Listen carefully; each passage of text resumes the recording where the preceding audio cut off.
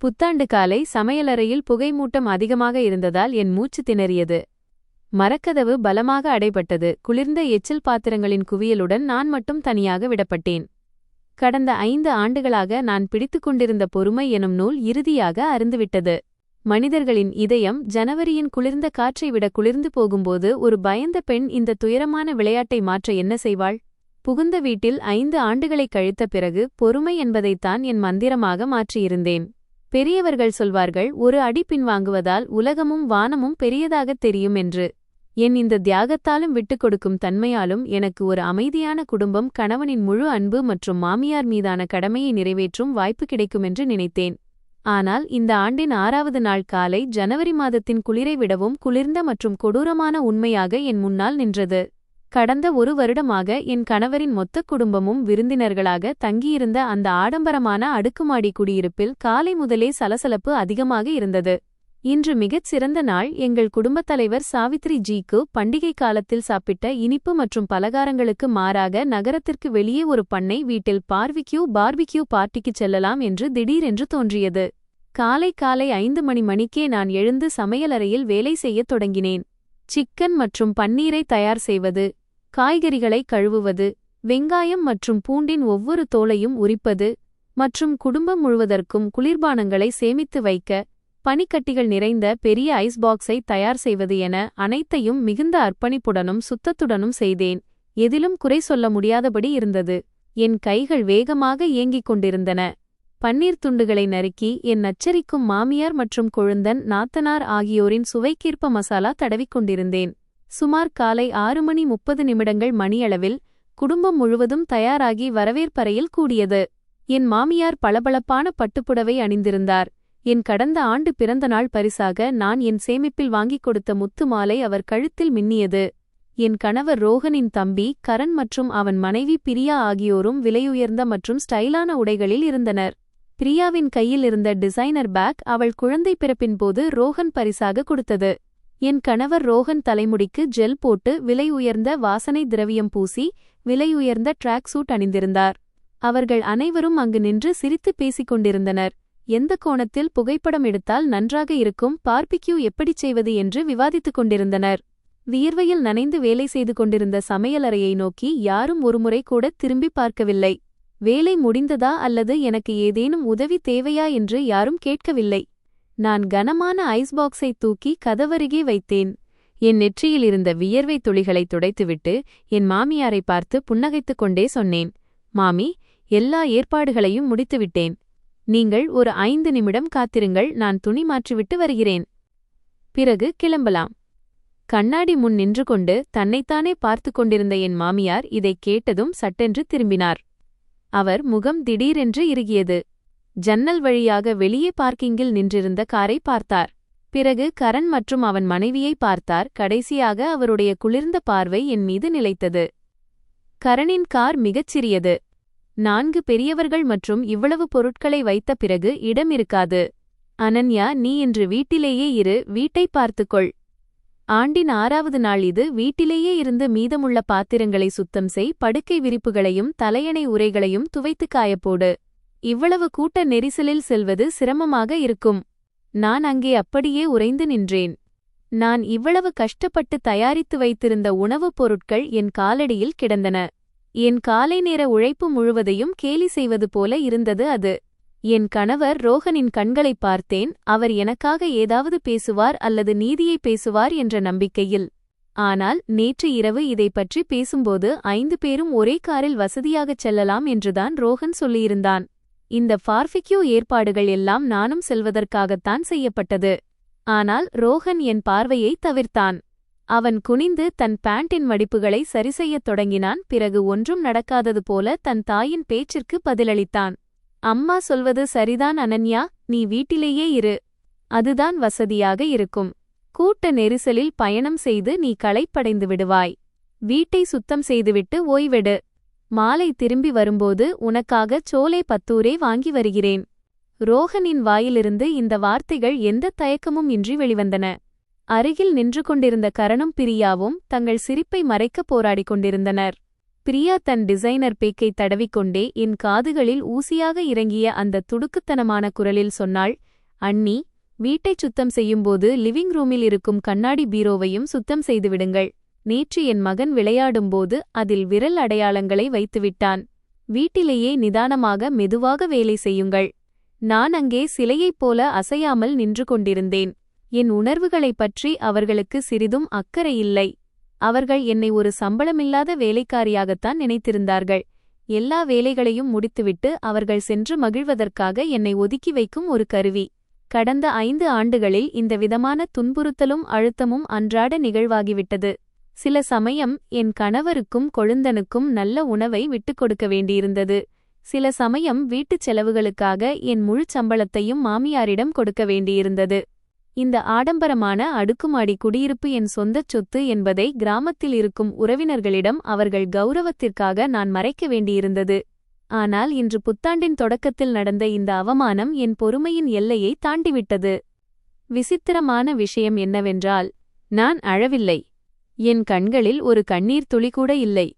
நான் கத்தவில்லை, வாக்குவாதம் செய்யவில்லை, ஒரு புகார் கூட சொல்லவில்லை. கடந்த 5 ஆண்டுகளாக அவர்களின் அலட்சியத்தாலும் கொடூரத்தாலும் தேய்ந்து போயிருந்த என் இதயம் இந்த நொடியில் முற்றிலும் குளிர்ந்து போயிருந்தது. ஒரு கடைசி சொட்டு விழுந்து அமைதியான குளத்தில் கிடந்த என் அனைத்து மாயைகளையும் தகர்த்துவிட்டது. ஒரு மகிழ்ச்சியான குடும்பம் என்ற கனவு சுக்குநூறாக உடைந்துவிட்டது. நான் என் தலையை அசைத்தேன். என் குரல் அவ்வளவு அமைதியாக இருந்ததைக் கண்டு எனக்கே ஆச்சரியமாக இருந்தது. சரி, நீங்கள் அனைவரும் சென்று மகிழுங்கள். என் அமைதியான நடத்தையைக் கண்டு என் மாமியார் மிகவும் மகிழ்ச்சியாகத் தெரிந்தார். அவர் தன் பையை எடுத்துக்கொண்டு பெருமையுடன் கதவை தாண்டி வெளியே சென்றார். ரோஹன் சாப்பாட்டுப் பெட்டியை எடுத்துக்கொண்டான். கரணும் பிரியாவும் அவனை பின்தொடர்ந்தார்கள். கனமான மரக்கதவு டம் என்று மூடப்பட்டது. வெளியே நடைபாதையில் அவர்களின் சிரிப்புச் சத்தங்கள் மெதுவாக தூரம் சென்றன. இந்த பெரிய வீட்டில் நான் மட்டும் தனியாக விடப்பட்டேன்.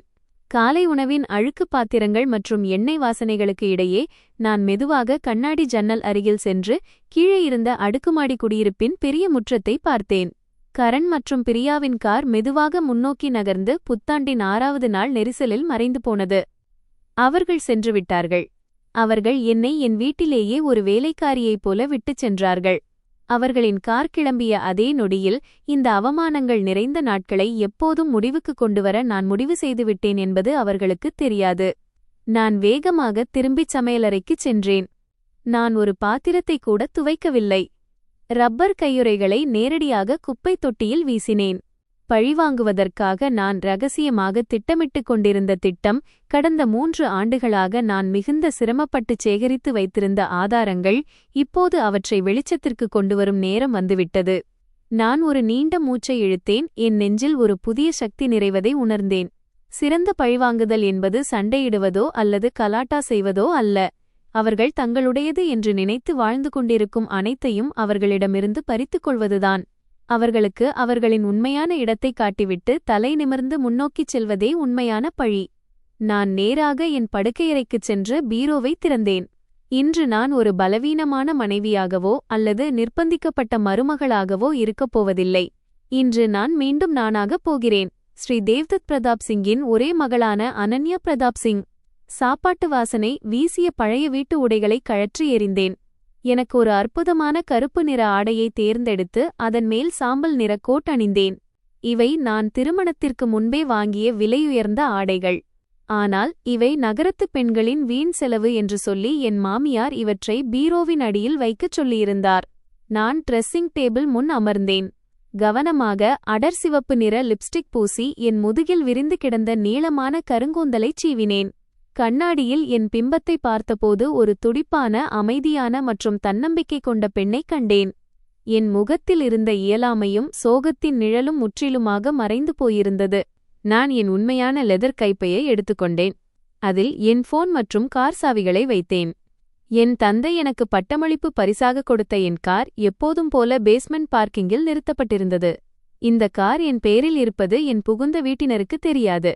என் மாமியாரின் பார்வை இதன் மீது பட்டு ஊரில் போய் பந்தா காட்டுவதற்கு அதை கேட்டுவிடக்கூடாது என்பதற்காக என் நண்பனிடம் கடன் வாங்கியதாகவே நான் எப்போதும் சொல்லியிருந்தேன். கதவை திறந்து வெளியே வந்தபோது குப்பையை கொட்டச் சென்று கொண்டிருந்த என் அண்டை வீட்டுக்காரர் ஷர்மா ஆண்டியைச் சந்தித்தேன். அவர் இந்த காம்ப்ளெக்ஸில் நீண்ட நாட்களாக வசிப்பவர். சுபாவத்தில் நல்லவர், ஆனால் அடுத்தவர் வீட்டு விஷயங்களை கவனிப்பதில் அதிக ஆர்வம் கொண்டவர். நான் காய்கறிகள் வாங்கி வருவதையோ அல்லது நடைபாதையை சுத்தம் செய்வதையோ பார்க்கும்போது தினமும் அவர் வருத்தப்படுவார். இன்று நான் இவ்வளவு அழகாக அலங்கரித்துக் கொண்டு செல்வதை பார்த்ததும் அவர் ஆச்சரியப்பட்டார். அனன்யாமா, புத்தாண்டு 6ஆம் நாள் இவ்வளவு அதிகாலையில் இவ்வளவு அழகான உடைகளை அணிந்து எங்கே கிளம்புகிறாய்? உன் குடும்பம் முழுவதும் பார்பிக்யூ பார்ட்டிக்கு சென்றிருக்கிறார்கள், உன்னை மட்டும் தனியாக விட்டுவிட்டார்களே என்று கேட்டார்.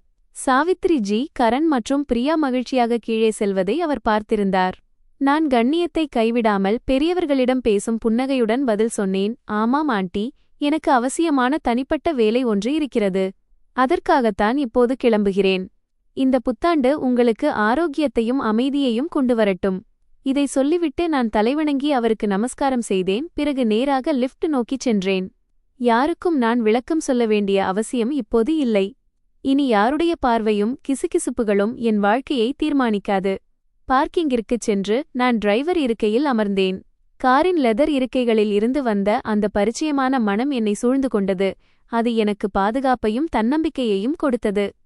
நான் என்ஜினை ஸ்டார்ட் செய்தேன். கார் மெதுவாக பேஸ்மெண்டிலிருந்து வெளியே வந்து பண்டிகை காரணமாக இன்னும் அமைதியாக இருந்த நகரத்தின் சாலைகளுக்கு வந்தது. டெல்லியின் வானிலை இன்று குளிர்ச்சியாக இருந்தது. சாலையின் இருபுறமும் இருந்த மரங்கள் அழகாக காட்சியளித்தன. புதிய காற்று உள்ளே வரவேண்டும் என்பதற்காக காரின் ஜன்னலை சற்று இறக்கிவிட்டேன். என் மனம் மிகவும் அமைதியாகவும் விழிப்புடனும் இருந்தது. என் இலக்கு நகரத்தின் மையப்பகுதியிலிருந்த ஒரு ஆடம்பரமான அலுவலக கட்டிடம். அந்த தளம் சர்வதேச தரத்திலான அதிநவீன ஸ்டோரேஜ் மற்றும் பிரைவேட் சேஃப் டெபாசிட் லாக்கர் முறையை கொண்டது. அங்கிருந்த பாதுகாப்பு ஏற்பாடுகள் மிகவும் கடுமையானவை. வாடிக்கையாளர்களின் அடையாளம் முற்றிலும் ரகசியமாக வைக்கப்படும். 3 ஆண்டுகளுக்கு முன்பு நான் என் மாமியார் என் படுக்கையறை டிராயர்களை துருவிக் கொண்டிருப்பதை பார்த்தபோது நான் திருமண நகைகளை எங்கேனும் மறைத்து வைத்திருக்கிறேனா என்று பார்க்க நான் உஷாராகிவிட்டேன். இந்த வீட்டின் கூரைக்கு அடியில் இருப்பவர்கள் பேராசை கொண்டவர்கள் என்பதை உணர்ந்து கொண்டேன். அவர்கள் எப்போதும் குடும்ப உறுப்பினர்களுக்கு இடையே கூட கணக்கு போட்டுக்கொண்டே இருப்பார்கள். அடுத்த நாளே நான் இங்கு வந்து 10 ஆண்டுகளுக்கு ஒரு நடுத்தர அளவிலான சேஃப் டெபாசிட் லாக்கரை வாடகைக்கு எடுத்தேன். அந்த லாக்கர் தான் என் உடைமைகளை பாதுகாக்கும் கடைசி அரணாக இருந்தது. காரை நிறுத்திவிட்டு லிஃப்ட் மூலம் பாதுகாப்பு அதிகம் உள்ள அந்த பகுதிக்கு கீழே சென்றேன். கருப்பு நிற சீருடை அணிந்திருந்த ஒரு பாதுகாப்பு அதிகாரி என்னை கண்ணியமாக வணங்கினார். நான் எனது அடையாள அட்டையையும் பிரத்யேக உறுப்பினர் அட்டையையும் காட்டினேன். கைரேகை மற்றும் விழித்திரை ஸ்கேன் செய்யும் 3 பாதுகாப்பு கதவுகளை கடந்து நான் ஒரு தனி அறைக்கு அழைத்துச் செல்லப்பட்டேன். அது எவ்வளவு அமைதியாக இருந்ததென்றால் என் சுவாசத்தின் சத்தத்தை கூட என்னால் கேட்க முடிந்தது. ஊழியர் என்னை லாக்கர் எண் 89 உள்ள அந்த அறையில் தனியாக விட்டுவிட்டுச் சென்றார். என் தந்தையின் பிறந்த தேதியைக் கொண்ட 8 இலக்க கடவுச்சொல்லை நான் உள்ளிட்டேன். ஒரு உலர்ந்த கிளிக் சத்தம் கேட்டது மற்றும் உறுதியான ஸ்டீல் கதவு திறந்தது. உள்ளே என் வாழ்க்கையில் மிக முக்கியமான அனைத்தும் இருந்தன. என் புகுந்த வீட்டினர் வாழ்நாள் முழுதும் நினைத்துக்கூட பார்க்க முடியாத விஷயங்கள் அவை. நான் கவனமாக பழுப்பு நிற லெதர் ஃபைல் பையை லாக்கரிலிருந்து வெளியே எடுத்தேன். பையை மேசையின் மீது வைத்து அதன் மேல் கட்டப்பட்டிருந்த ரிப்பனை மெதுவாக அவிழ்த்தேன். ஆவணங்களின் கட்டுகள் என் முன்னால் விரிந்தன. முதலில் எனக்கும் ரோஹனுக்கும் இடையிலான திருமண பதிவுச் சான்றிதழ் இருந்தது. கடந்த 5 ஆண்டுகளாக என்னை இந்த நரகத்தில் கட்டி வைத்திருந்த காகிதம் அது. அதற்குப் பிறகு சிவப்பு நிற ஃபைலில் அனன்யா பிரதாப் சிங் என்ற பெயரிலான சொத்து ஆவணங்கள் இருந்தன. அந்த 3 படுக்கையறை கொண்ட ஆடம்பர அடுக்குமாடி குடியிருப்பு மீதான எனது சட்டப்பூர்வ உரிமையை அவை நிரூபித்தன. அதன் மீது என் புகுந்த வீட்டினர் வெட்கமே இல்லாமல் உரிமை கொண்டாடிக் கொண்டிருந்தனர். அது வாடகை வீடு என்றுதான் அவர்கள் நினைத்தார்கள். ஒவ்வொரு மாதமும் வீட்டு உரிமையாளருக்கு கொடுப்பதாகச் சொல்லி என்னிடம் பணம் வாங்கினார்கள். ஆனால் உண்மை என்னவென்றால் அந்த பணத்தை என் மாமியார் தனது பையிலேயே வைத்துக் கொண்டார். அதன் பிறகு வெவ்வேறு வங்கிகளிலிருந்து நான் எடுத்த வங்கி அறிக்கைகளின் ஃபைலை எடுத்தேன். அதில் நான் முத்திரையும் பெற்றிருந்தேன். என் சம்பளம் மற்றும் போனஸிலிருந்து நான் சேமித்த பணத்தின் முழு வரலாறும், திருமணத்திற்கு முன்பு நான் முதலீடு செய்து ஈட்டிய வருமானமும் அதிலிருந்தது. இறுதியாக காலப்போக்கில் சற்று பழையதாகிப்போன ஒரு மஞ்சள் நிற உரையை எடுத்தேன். அதற்குள் என் தந்தையின் நோட்டரி மூலம் சான்றளிக்கப்பட்ட உயில் இருந்தது. என் தந்தை தனது வாழ்நாள் முழுவதும் மரத்தினாலான கைவினைப் பொருட்கள் தொழிலை மிகுந்த உழைப்புடன் செய்தவர். அவர் தனது வாழ்நாள் சொத்துக்கள் அனைத்தையும் என் பெயரில் எழுதி வைத்திருந்தார். நான் வசித்துக் கொண்டிருந்த அந்த அடுக்குமாடி குடியிருப்பு பெரிய தொகைக்கான ஃபிக்ஸட் டெபாசிட் ஆஃப் எஃப்டி மற்றும் மிக முக்கியமானதாக மக்கள் நடமாட்டம் அதிகமுள்ள ஒரு சந்தைப் பகுதியில் ஒரு கடையின் இடம் என அனைத்தும் அதில் இருந்தன. நான் ஒரு சிறிய நகரத்திலிருந்து வந்தவள். என் பெற்றோர் சீக்கிரமே இறந்துவிட்டதால் நான் ஏழை மற்றும் என் கணவனைச் சார்ந்திருப்பவள் என்று ரோஹனின் குடும்பத்தினர் எப்போதும் என்னை பழிப்பார்கள்.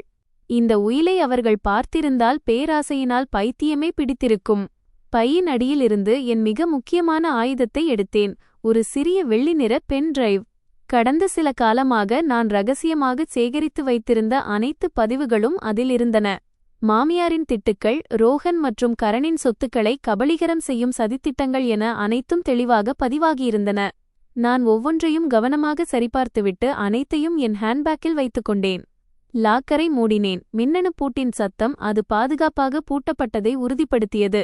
நான் ஒரு நீண்ட மூச்சை வெளியே விட்டுவிட்டு அந்த பாதுகாப்பான அறையிலிருந்து வெளியே வந்தேன். இப்போது அனைத்தும் தயார். அவர்களின் குடும்பத்தின் ஒவ்வொரு பொய்களையும் சதித்திட்டங்களையும் தகர்க்க இந்த திடமான ஆதாரங்கள் போதுமானவை. காரில் அமர்ந்து சட்ட ஆலோசகர் என்று சேமித்து வைத்திருந்த எண்ணை தேடி என் போனை எடுத்தேன். அவர் வக்கீல் அத்வானி விவாகரத்து மற்றும் சொத்து தகராறு வழக்குகளில் நகரத்திலேயே மிகச்சிறந்த மற்றும் புகழ்பெற்ற வழக்கறிஞர்களில் ஒருவர். பண்டிகைக்கு முன்பே நான் அவரிடம் அப்பாயின்மெண்ட் வாங்கியிருந்தேன். அழைப்பு பொத்தானை அழுத்தினேன். மறுமுனையில் உடனடியாக அழைப்பு ஏற்கப்பட்டு ஒரு கனமான ஆழமான குரல் கேட்டது. ஹலோ மிஸ் அனன்யா, நான் அலுவலகத்தில் உங்களுக்காக காத்துக்கொண்டிருக்கிறேன். ஸ்டீரிங் வீலை இறுக்கமாக பற்றிக்கொண்டேன். என் கண்கள் உறுதியாக முன்னோக்கிய சாலைப்பாதையில் இருந்தன.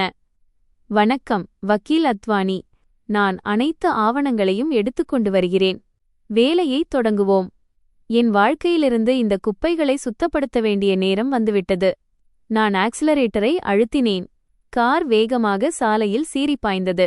இருளில் புதைந்து போயிருந்த என் இளமைப் பருவத்தின் அந்த ஆண்டுகளை நான் பின்னோக்கி விட்டு வந்தேன்.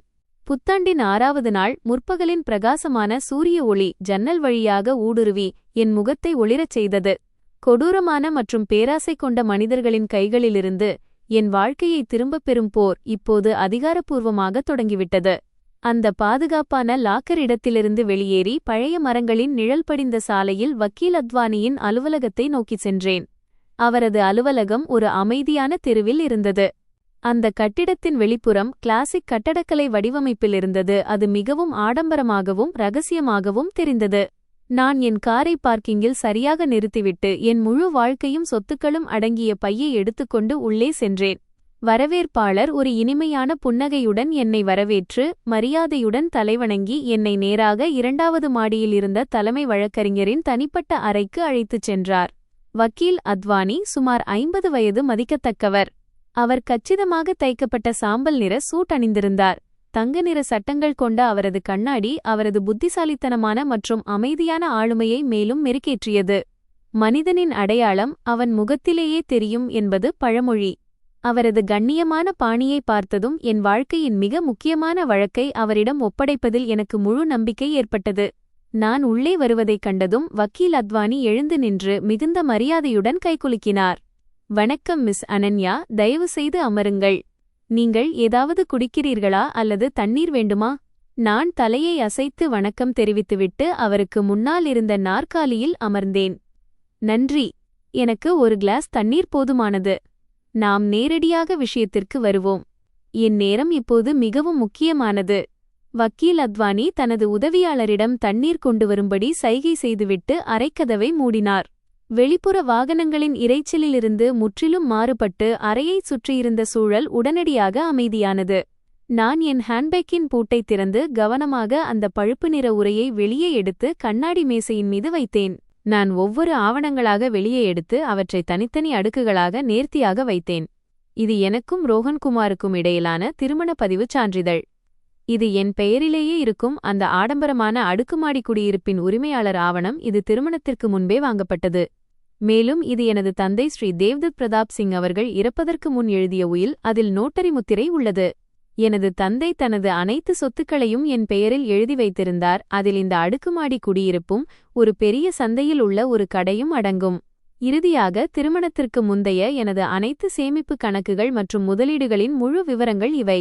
வக்கீல் அத்வானி கவனமாக வெள்ளை நிற கையுறைகளை அணிந்து கொண்டு ஒவ்வொரு காகிதத்தையும் உன்னிப்பாக கவனிக்கத் தொடங்கினார். உயிலை படிக்கும்போது அவரது புருவங்கள் லேசாக உயர்ந்தன.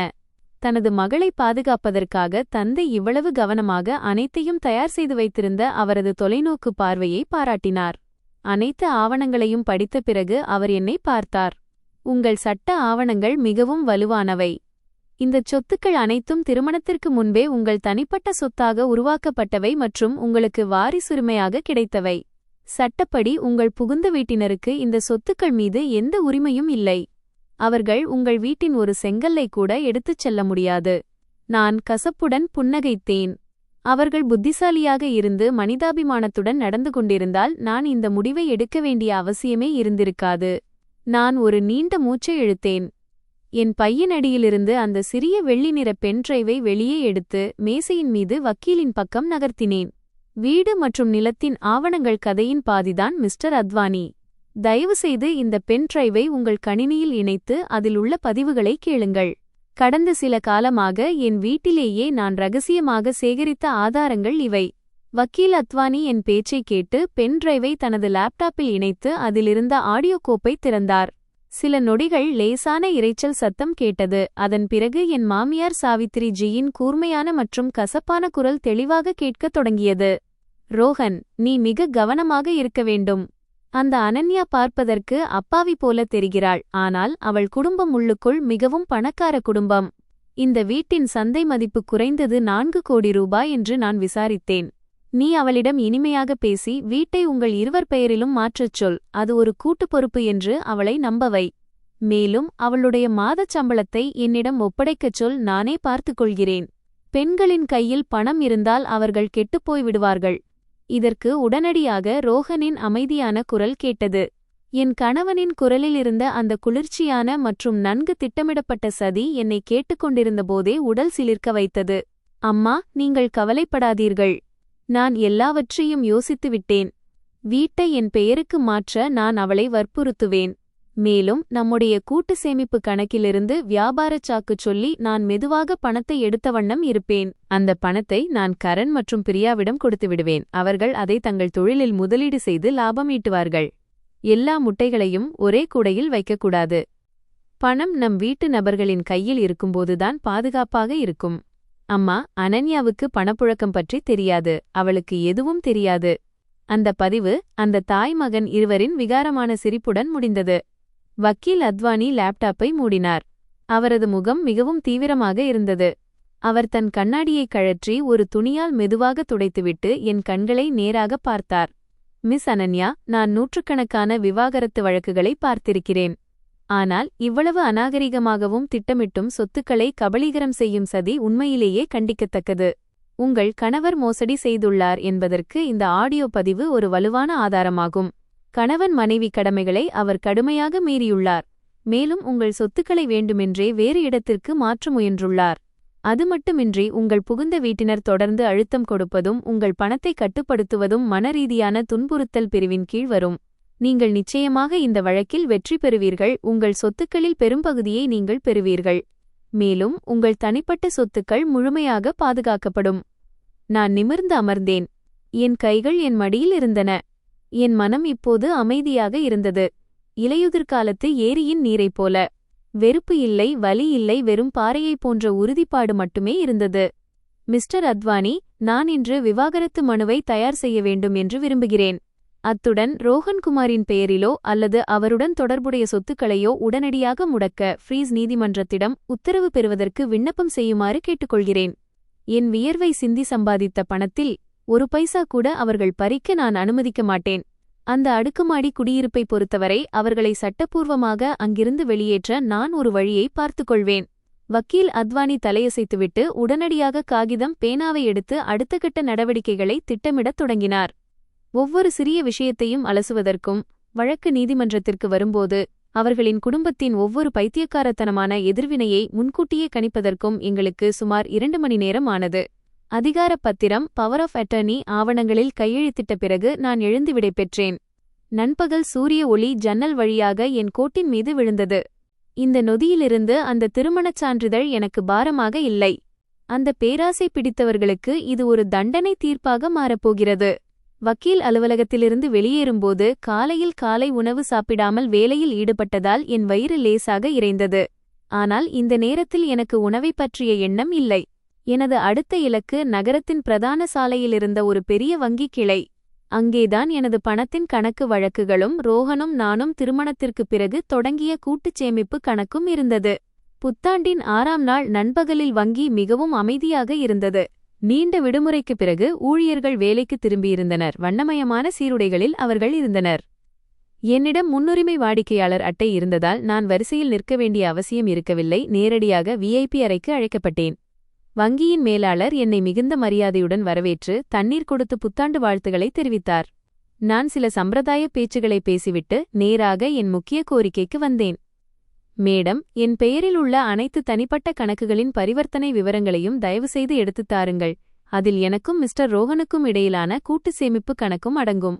ஒரு புதிய திட்டத்தில் முதலீடு செய்வதற்கு முன்னதாக சில பணப்பரிவர்த்தனைகளை நான் சரிபார்க்க வேண்டியுள்ளது. வங்கி ஊழியர் கணினியில் வேகமாக வேலை செய்தார். வெறும் 10 நிமிடங்களுக்குப் பிறகு வங்கி முத்திரையிடப்பட்ட தடிமனான ஆவணங்கள் அடங்கிய கட்டு ஒன்று நேர்த்தியாக என் முன்னால் வைக்கப்பட்டது. நான் ஒரு ஹைலைட்டர் பேனாவை எடுத்து ஒவ்வொரு வரியையும் ஒவ்வொரு எண்ணையும் கூர்ந்து கவனித்தேன். என் மாத சம்பளம் வழக்கம்போல கணக்கில் வரவு வைக்கப்பட்டிருந்தது. ஆனால் அந்த தொகையில் பெரும்பகுதி 5 பேர் கொண்ட குடும்பத்தின் வீட்டுச் செலவுகளுக்காக எடுக்கப்பட்டிருந்தது. ரோஹன் ஒரு கட்டுமான பொருள் நிறுவனத்தில் மேலாளராக இருந்தான். ஆனால் வீட்டுச் செலவுகளுக்கு அவன் பங்களிப்பு மிக குறைவு. அனைத்து நிதிச் சுமைகளையும் வெட்கமே இல்லாமல் என் தோள்களில் சுமத்தியிருந்தார்கள். திடீரென்று கூட்டுச் சேமிப்பு கணக்கின் ஒரு பக்கத்தில் என் பார்வை நின்றது. 4 மாதங்களுக்கு முன்பு சரியாக என் கொழுந்தனும் அவன் மனைவியும் குளிர்பானங்கள் ஏஜென்சி தொடங்க விருப்பம் தெரிவித்து முதலீட்டிற்கு பணமில்லை என்று புலம்பிய அதே நேரத்தில் இந்த கணக்கிலிருந்து ஒரு அசாதாரண பரிவர்த்தனை நடந்திருந்தது. முழுவதுமாக 2 லட்சம் ரூபாய் பெரிய தொகை எடுக்கப்பட்டிருந்தது. அந்த பரிவர்த்தனையை செய்தவர் ரோஹன்குமார் மற்றும் அந்த பணம் அனுப்பப்பட்டவரின் பெயர் தெளிவாக குறிப்பிடப்பட்டிருந்தது. பிரியா, கரணின் மனைவி. கொழுந்தனாரின் மனைவிக்கு வணிகத்திற்காக வட்டி இல்லா கடன் 2 லட்சம் என்று தெளிவாக எழுதப்பட்டிருந்தது. என் முதுகிற்குப் பின்னால் இவ்வளவு பெரிய துணிச்சலில் அவர்கள் ஈடுபட்டிருந்தார்கள். நான் என் கணவன் மீது வைத்திருந்த நம்பிக்கையினால் கொடுத்த வங்கி கடவுச்சொல்லை பயன்படுத்தி எங்கள் கூட்டுச் சேமிப்பு கணக்கிலிருந்து மொத்த பணத்தையும் எடுத்து தன் தம்பியின் மனைவிக்கு கொடுத்திருந்தான். என் மாமியார் அந்த பதிவில் தூண்டியபடியே அனைத்தும் நடந்திருந்தது. அவர்களின் பேராசை என் உழைப்பை உறிஞ்சுவதுடன் மட்டும் நிற்கவில்லை, மாறாக என் சொத்துக்களையும் வெட்கமே இல்லாமல் திருடியிருந்தார்கள். நான் பல்லைக் கடித்துக் கொண்டேன். என் முதுகெலும்பில் ஒரு குளிர்ச்சி படர்ந்தது. ஆனால் என் மனம் மிகவும் அமைதியாகவும் தெளிவாகவும் இருந்தது. நான் சரியான நேரத்தில் சரியான முடிவை எடுத்திருந்தேன். நான் இன்னும் சற்று தாமதித்திருந்தால் அவர்கள் எனக்காக எதையும் மீதி வைத்திருக்க மாட்டார்கள். நான் தலையை உயர்த்தி வங்கி மேலாளரை பார்த்தேன். என் குரலில் எந்த குழப்பமும் இல்லை. மேடம், தயவுசெய்து இந்த தனிப்பட்ட கணக்குகள் அனைத்தையும் உடனடியாக முடக்க ஃப்ரீஸ் நடவடிக்கை எடுங்கள். மொபைல் ஆஃப் இணைப்புகளை துண்டித்துவிட்டு தற்போதுள்ள அனைத்து ஏடிஎம் மற்றும் கிரெடிட் கார்டுகளையும் ரத்து செய்யுங்கள். அதன் பிறகு எனக்காக முற்றிலும் புதிய கணக்கு மற்றும் புதிய கார்டை தயார் செய்யுங்கள். எனது அனைத்து தனிப்பட்ட சேமிப்புகள், எஃப்டி மற்றும் முதலீடுகள் மூலம் கிடைக்கும் லாபம் என அனைத்தையும் அந்த புதிய கணக்கிற்கு மாற்றிவிடுங்கள். என் மேலாளர் இந்த திடீர் கோரிக்கையைக் கண்டு சற்றே அதிர்ச்சியடைந்தார். ஆனால் அவர் தொழில்முறையாக வாடிக்கையாளரின் இரகசியத்தன்மையையும் முடிவெடுக்கும் உரிமையையும் மதித்தார். செயல்முறை மிக விரைவாக முடிந்தது. என் போனில் தொடர்ச்சியாக கணக்கு மாற்றங்கள் குறித்த குறுஞ்செய்திகள் வந்தன. பழைய கணக்குகள் இப்போது வெறும் ஓட்டைகளாக மாறிவிட்டன. என் புகுந்த வீட்டினரின் சோம்பேறித்தனத்தையும் பேராசையையும் வளர்த்த அந்த பணப்புழக்கம் இப்போது அதிகாரப்பூர்வமாக துண்டிக்கப்பட்டது. அந்த நொடியிலிருந்து புதிய அற்புதமான வடிவமைப்பைக் கொண்ட வங்கி கார்டை என் ஹேண்ட்பேக்கின் ஆழமான பையில் வைத்துக் கொண்டேன். அவர்கள் திருடிய அந்த லட்சங்களை சட்டத்தின் உதவியுடன் ஒரு பைசா விடாமல் நான் வசூலிப்பேன். அனைத்து நடைமுறைகளும் முடிந்ததும் நான் எழுந்து நின்று வங்கி ஊழியர்களுக்கு நன்றி கூறிவிட்டு வெளியே சென்றேன். அந்தச் சுழலும் கண்ணாடி கதவை கடந்ததும் ஏடிஎம் அருகில் எனக்கு பரிச்சயமான ஒரு கூர்மையான பெண் குரல் கேட்டது. இது என்ன இயந்திரம்? ரோஹன் அண்ணா மதியத்திற்குள் கணக்கில் பணம் வந்துவிடும் என்றுதானே சொன்னார். எவ்வளவு நேரமாக முயற்சி செய்கிறேன். இயந்திரம் மீண்டும் மீண்டும் பரிவர்த்தனை செய்ய முடியாது என்று காட்டுகிறது. என்ன கோபமாக இருக்கிறது. நான் நின்றேன். என்னிடமிருந்து சுமார் 10 மீட்டர் தொலைவில் என் கொழுந்தனும் அவன் மனைவியும் ஏடிஎம் முன் ஆத்திரத்தில் நின்றிருந்தனர். என் கொழுந்தன் மனைவி பிரியா பூக்கள் போட்ட பிரகாசமான உடை அணிந்திருந்தாள். நான் அவளுக்கு வாங்கிக் கொடுத்த அந்த டிசைனர் பேக் அவள் தோளில் இருந்தது.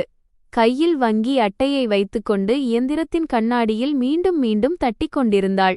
கரண் அருகில் நின்று சிகரெட் பிடித்துக் கொண்டிருந்தான். அவன் முகம் மதுபோதையில் சிவந்திருந்தது. பார்பிக்யூ பார்ட்டி முடிந்து திரும்பும்போது பில்களைச் செலுத்தவும் ஷாப்பிங் செய்யவும் இங்கே பணம் எடுக்க நின்றிருக்கிறார்கள் என்று நினைக்கிறேன். எங்கள் கூட்டுச் சேமிப்பு கணக்கை அரை மணி நேரத்திற்கு முன்பே நான் முடக்கிவிட்டேன் என்பது அவர்களுக்குத் தெரியவில்லை. பணம் எடுக்கும் அனைத்து முயற்சிகளும் நிராகரிக்கப்பட்டன. கோபத்தில் முணுமுணுத்துக் கொண்டே பிரியா தன் தலையை திருப்ப அவளது பார்வை என் மீது விழுந்தது. அவள் முகத்தில் இருந்த எரிச்சல் மறைந்து தந்திரமான ஒரு போலி புன்னகை பூத்தது. அவள் தன் கணவனின் சட்டையை பிடித்து இழுத்து என்னை காட்டிவிட்டு வேகமாக என் பக்கம் ஓடி வந்தாள். அட அண்ணி, வீட்டை சுத்தம் செய்து விட்டீர்களா? இவ்வளவு அழகான உடைகளை அணிந்து எங்கே கிளம்புகிறீர்கள்? வீட்டிலேயே ஓய்வு எடுக்கலாமே.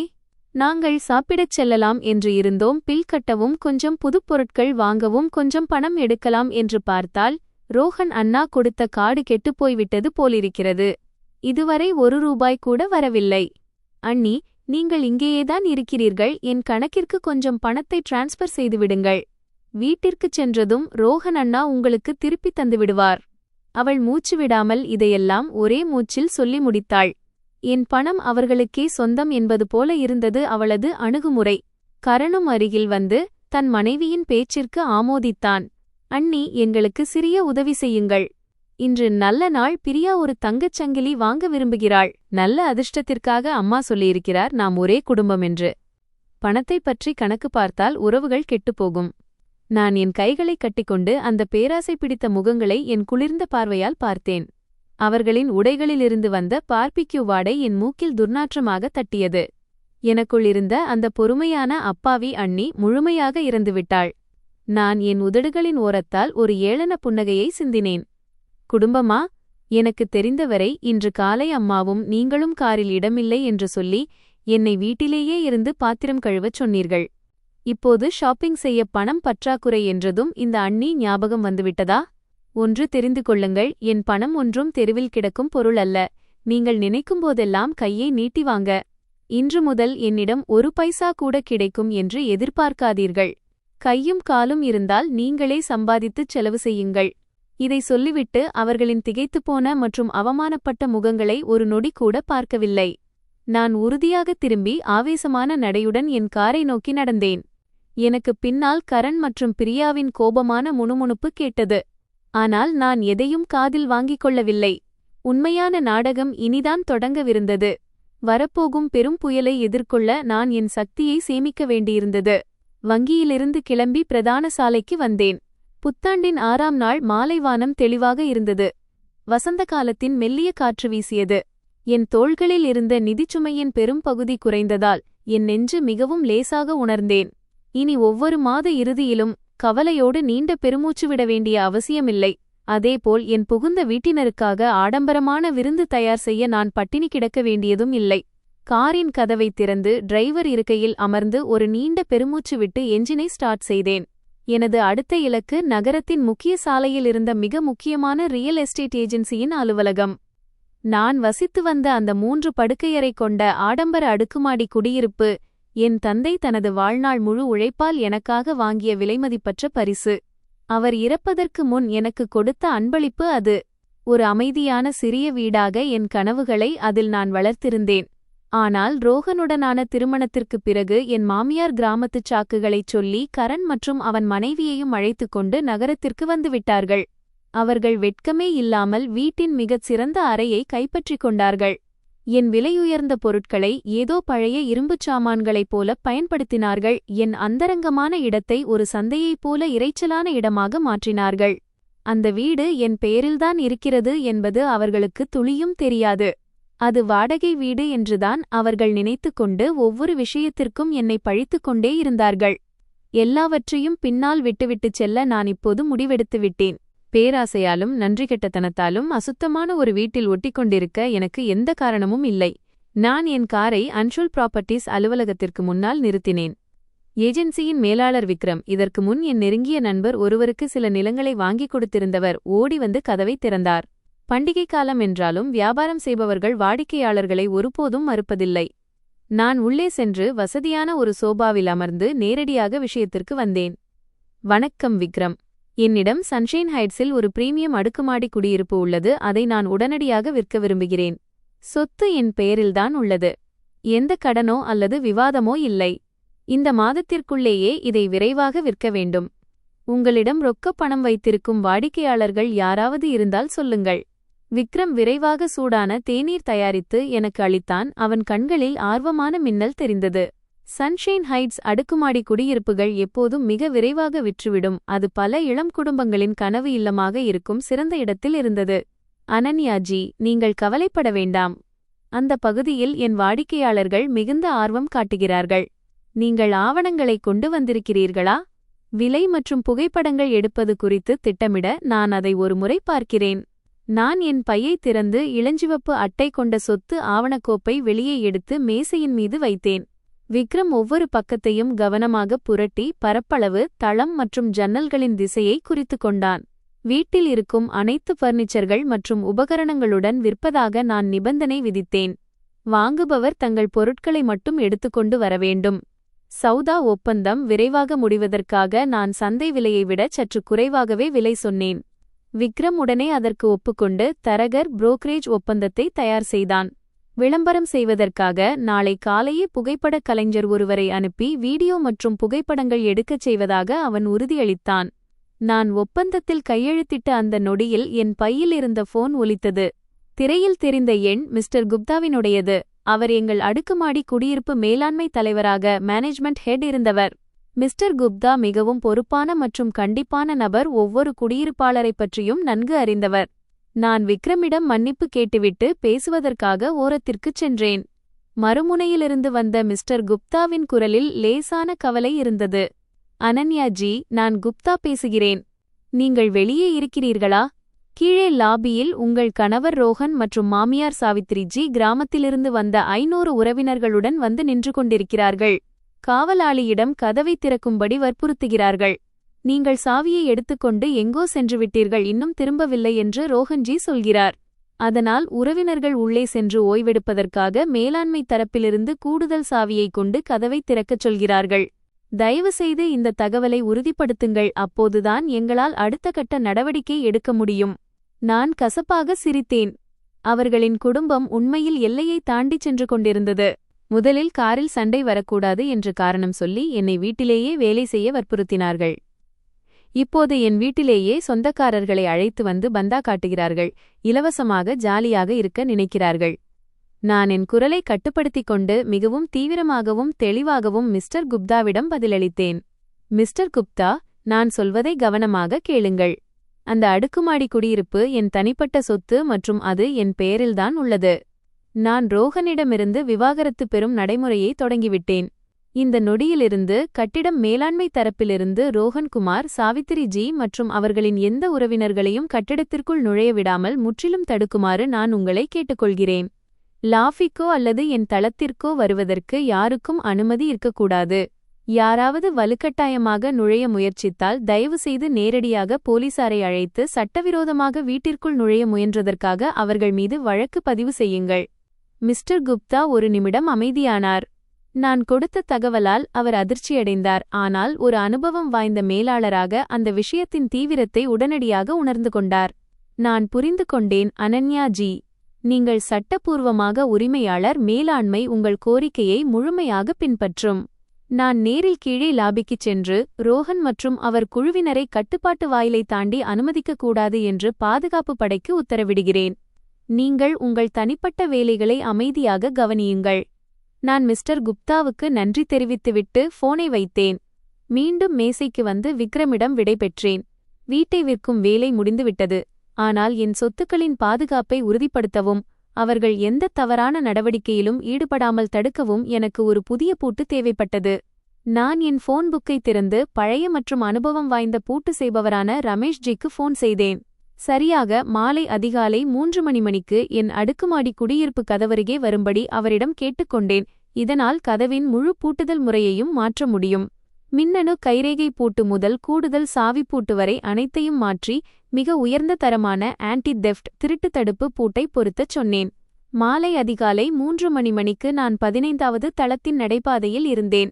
ரமேஷ்ஜி தனது கருவிப்பெட்டியுடன் ஏற்கனவே காத்திருந்தார். என்னை பார்த்ததும் சிரித்துக்கொண்டு வணக்கத்தை சொல்லிவிட்டு விரைவாக வேலையில் இறங்கினார். ட்ரில் இயந்திரத்தின் சத்தமும் உலோகங்கள் மோதும் ஒலியும் தொடர்ந்து கேட்டுக்கொண்டிருந்தன. நான் சுவரில் சாய்ந்து நின்று என் உறுதியான மரக்கதவிற்கு புதிய பாதுகாப்பு கவசம் பொருத்தப்படுவதை பார்த்து கொண்டிருந்தேன். ஒவ்வொரு ஸ்க்ரூவும் இறுக்கமாக பொருத்தப்பட்டது. என் கைரேகை புதிய பூட்டின் மெமரி சிஸ்டத்தில் கவனமாக பதிவு செய்யப்பட்டது. 1 மணி நேரத்திற்குள் வேலை முடிந்தது. ரமேஷ்ஜி என்னிடம் 5 புதிய மின்னும் சாவிகளை கொடுத்துவிட்டு மின்னணு கட்டுப்பாட்டு பலகையை எலக்ட்ரானிக் கண்ட்ரோல் பேனல் பயன்படுத்தும் முறையை எனக்கு விளக்கினார். நான் ரமேஷ்ஜிக்கு அவருடைய உழைப்பிற்கு தகுந்த ஊதியத்தை வழங்கினேன். அவரை லிஃப்ட் வரை அனுப்பிவிட்டு என் வீட்டின் கதவருகே வந்து நின்றேன். என் ஆள்காட்டி விரலை தொடுதிரையின் மீது வைத்தேன். மெல்லிய பீப் சத்தம் கேட்டது. பூட்டின் தாழ்பாள் தானாகவே உள்ளே சென்றது. நான் கதவை தள்ளிவிட்டு உள்ளே சென்று அதை பலமாக மூடினேன். இப்போது இந்த வீடு உண்மையாகவே எனது பாதுகாப்பான கோட்டையாகிவிட்டது. வெளியே பொய்யான அதிகார கனவில் மிதந்து கொண்டிருப்பவர்களுக்கு அவர்களின் ஆன்மாவையே உலுக்கும் ஒரு அதிர்ச்சி விரைவில் காத்திருந்தது. வீட்டின் ஏற்பாடுகளை முடித்துவிட்டு போனில் நேரத்தை பார்த்தேன். மாலை அதிகாலை 4:30 மணி. இந்த நேரத்தில் அவர்களின் ஆடம்பரமான பார்பிக்யூ பார்ட்டி நிச்சயம் முடிந்திருக்கும். அவர்களை தேடிச் செல்ல முடிவு செய்தேன். இலவச பணத்தில் வாழப் பழகிப் போனவர்கள் இப்போது அந்த வருமான ஆதாரம் அடைக்கப்பட்டதும் என்ன மாதிரியான எதிர்வினையை ஆற்றுவார்கள்? அவர்களின் அந்த பரிதாபகரமான நிலையை என் கண்களாலேயே பார்க்க விரும்பினேன். அவர்கள் வழக்கமாக எங்கே செல்வார்கள் என்று எனக்கு தெரியும். நகரின் வெளிப்பகுதியில் ஏரிக்கரையில் அமைந்திருந்த ஒரு கஃபே பாணி பார்பிக்யூ உணவகம் புத்தாண்டின் 6ஆம் நாள் மாலையில் கூட்டத்தால் பிஸியாக இருந்தது. கார்களின் நெரிசலில் பண்டிகையின் எஞ்சிய உற்சாகம் இருந்தது. அந்த உணவகத்திற்குச் செல்லும் சாலையில் என் காரை மெதுவாக திருப்பினேன். உணவகத்திற்கு நேர் எதிரே சாலையின் மறுபுறம் ஒரு பெரிய மரத்தின் நிழலில் என் காரை நிறுத்தினேன். இந்த இடத்திலிருந்து உணவகத்திற்கு முன்னால் நடக்கும் காட்சிகளை தெளிவாக பார்க்க முடிந்தது. காரின் ஜன்னலை பாதியளவு இறக்கிவிட்டேன். காற்றின் மூலம் கரியின் புகை மற்றும் இறைச்சி வருபடும் மணம் என் நாசியை தீண்டியது. சுற்றிலும் கார்களின் ஹாரன் சத்தம் மற்றும் அருகிலிருந்த கடைகளிலிருந்து வந்த இசை இரைச்சலாக இருந்தது. என் போனை எடுத்து ரெக்கார்டிங் செயல்பாட்டை ஆன் செய்து அதை டேஷ்போர்டில் வைத்துவிட்டு உணவகத்தின் ஜொலிக்கும் கண்ணாடி கதவுகளை கூர்ந்து கவனித்தேன். அதிக நேரம் காத்திருக்க வேண்டியிருக்கவில்லை. சுமார் 15 நிமிடங்களுக்குப் பிறகு உணவகத்தின் கண்ணாடி கதவு பலமாக திறந்தது. ரோஹன் முதலில் வெளியே வந்தான். அவன் முகம் வெளிறிப்போயிருந்தது. நெற்றியில் வியர்வை வழிந்தது. அவனுக்குப் பின்னால் என் மாமியார் சாவித்திரிஜி கோபத்தில் ஏதோ புலம்பிக் கொண்டே வந்தார். கடைசியாக கரணும் பிரியாவும் வந்தனர். காலை இருந்த அந்த திமிரோ சிரிப்போ இப்போது அவர்களின் முகத்தில் இல்லை. ஒரு பலூனில் காற்று வெளியேறிவிட்டது போல அவர்கள் பரிதாபமாக தெரிந்தனர். பிரியா தன் ஹீல் செருப்பில் தடுமாறிக்கொண்டே தன் கணவனின் சட்டையை பிடித்து இழுத்து புகார் சொல்லிக் கொண்டிருந்தாள். உணவகத்தின் வெளிச்சத்தில் அவர்கள் சாலையோரம் கூடி நின்றார்கள். அவர்களின் குரல் மிகவும் சத்தமாக இருந்ததால் காரில் இருந்தபடியே அவர்கள் பேசுவதையும் என்னால் தெளிவாக கேட்க முடிந்தது. ரோஹன் தன் தாய்க்கு முன்னால் கிரெடிட் கார்டுகளை அசைத்துக்கொண்டு பதற்றத்துடன் சொன்னான். அம்மா, பாருங்கள், நான் வரிசையாக 3 கார்டுகளை கொடுத்தேன். ஆனால் இயந்திரம் ஒருமுறை கூட பரிவர்த்தனையை ஏற்கவில்லை. கிரெடிட் கார்டு பிளாக் செய்யப்பட்டிருப்பதாக காட்டுகிறது.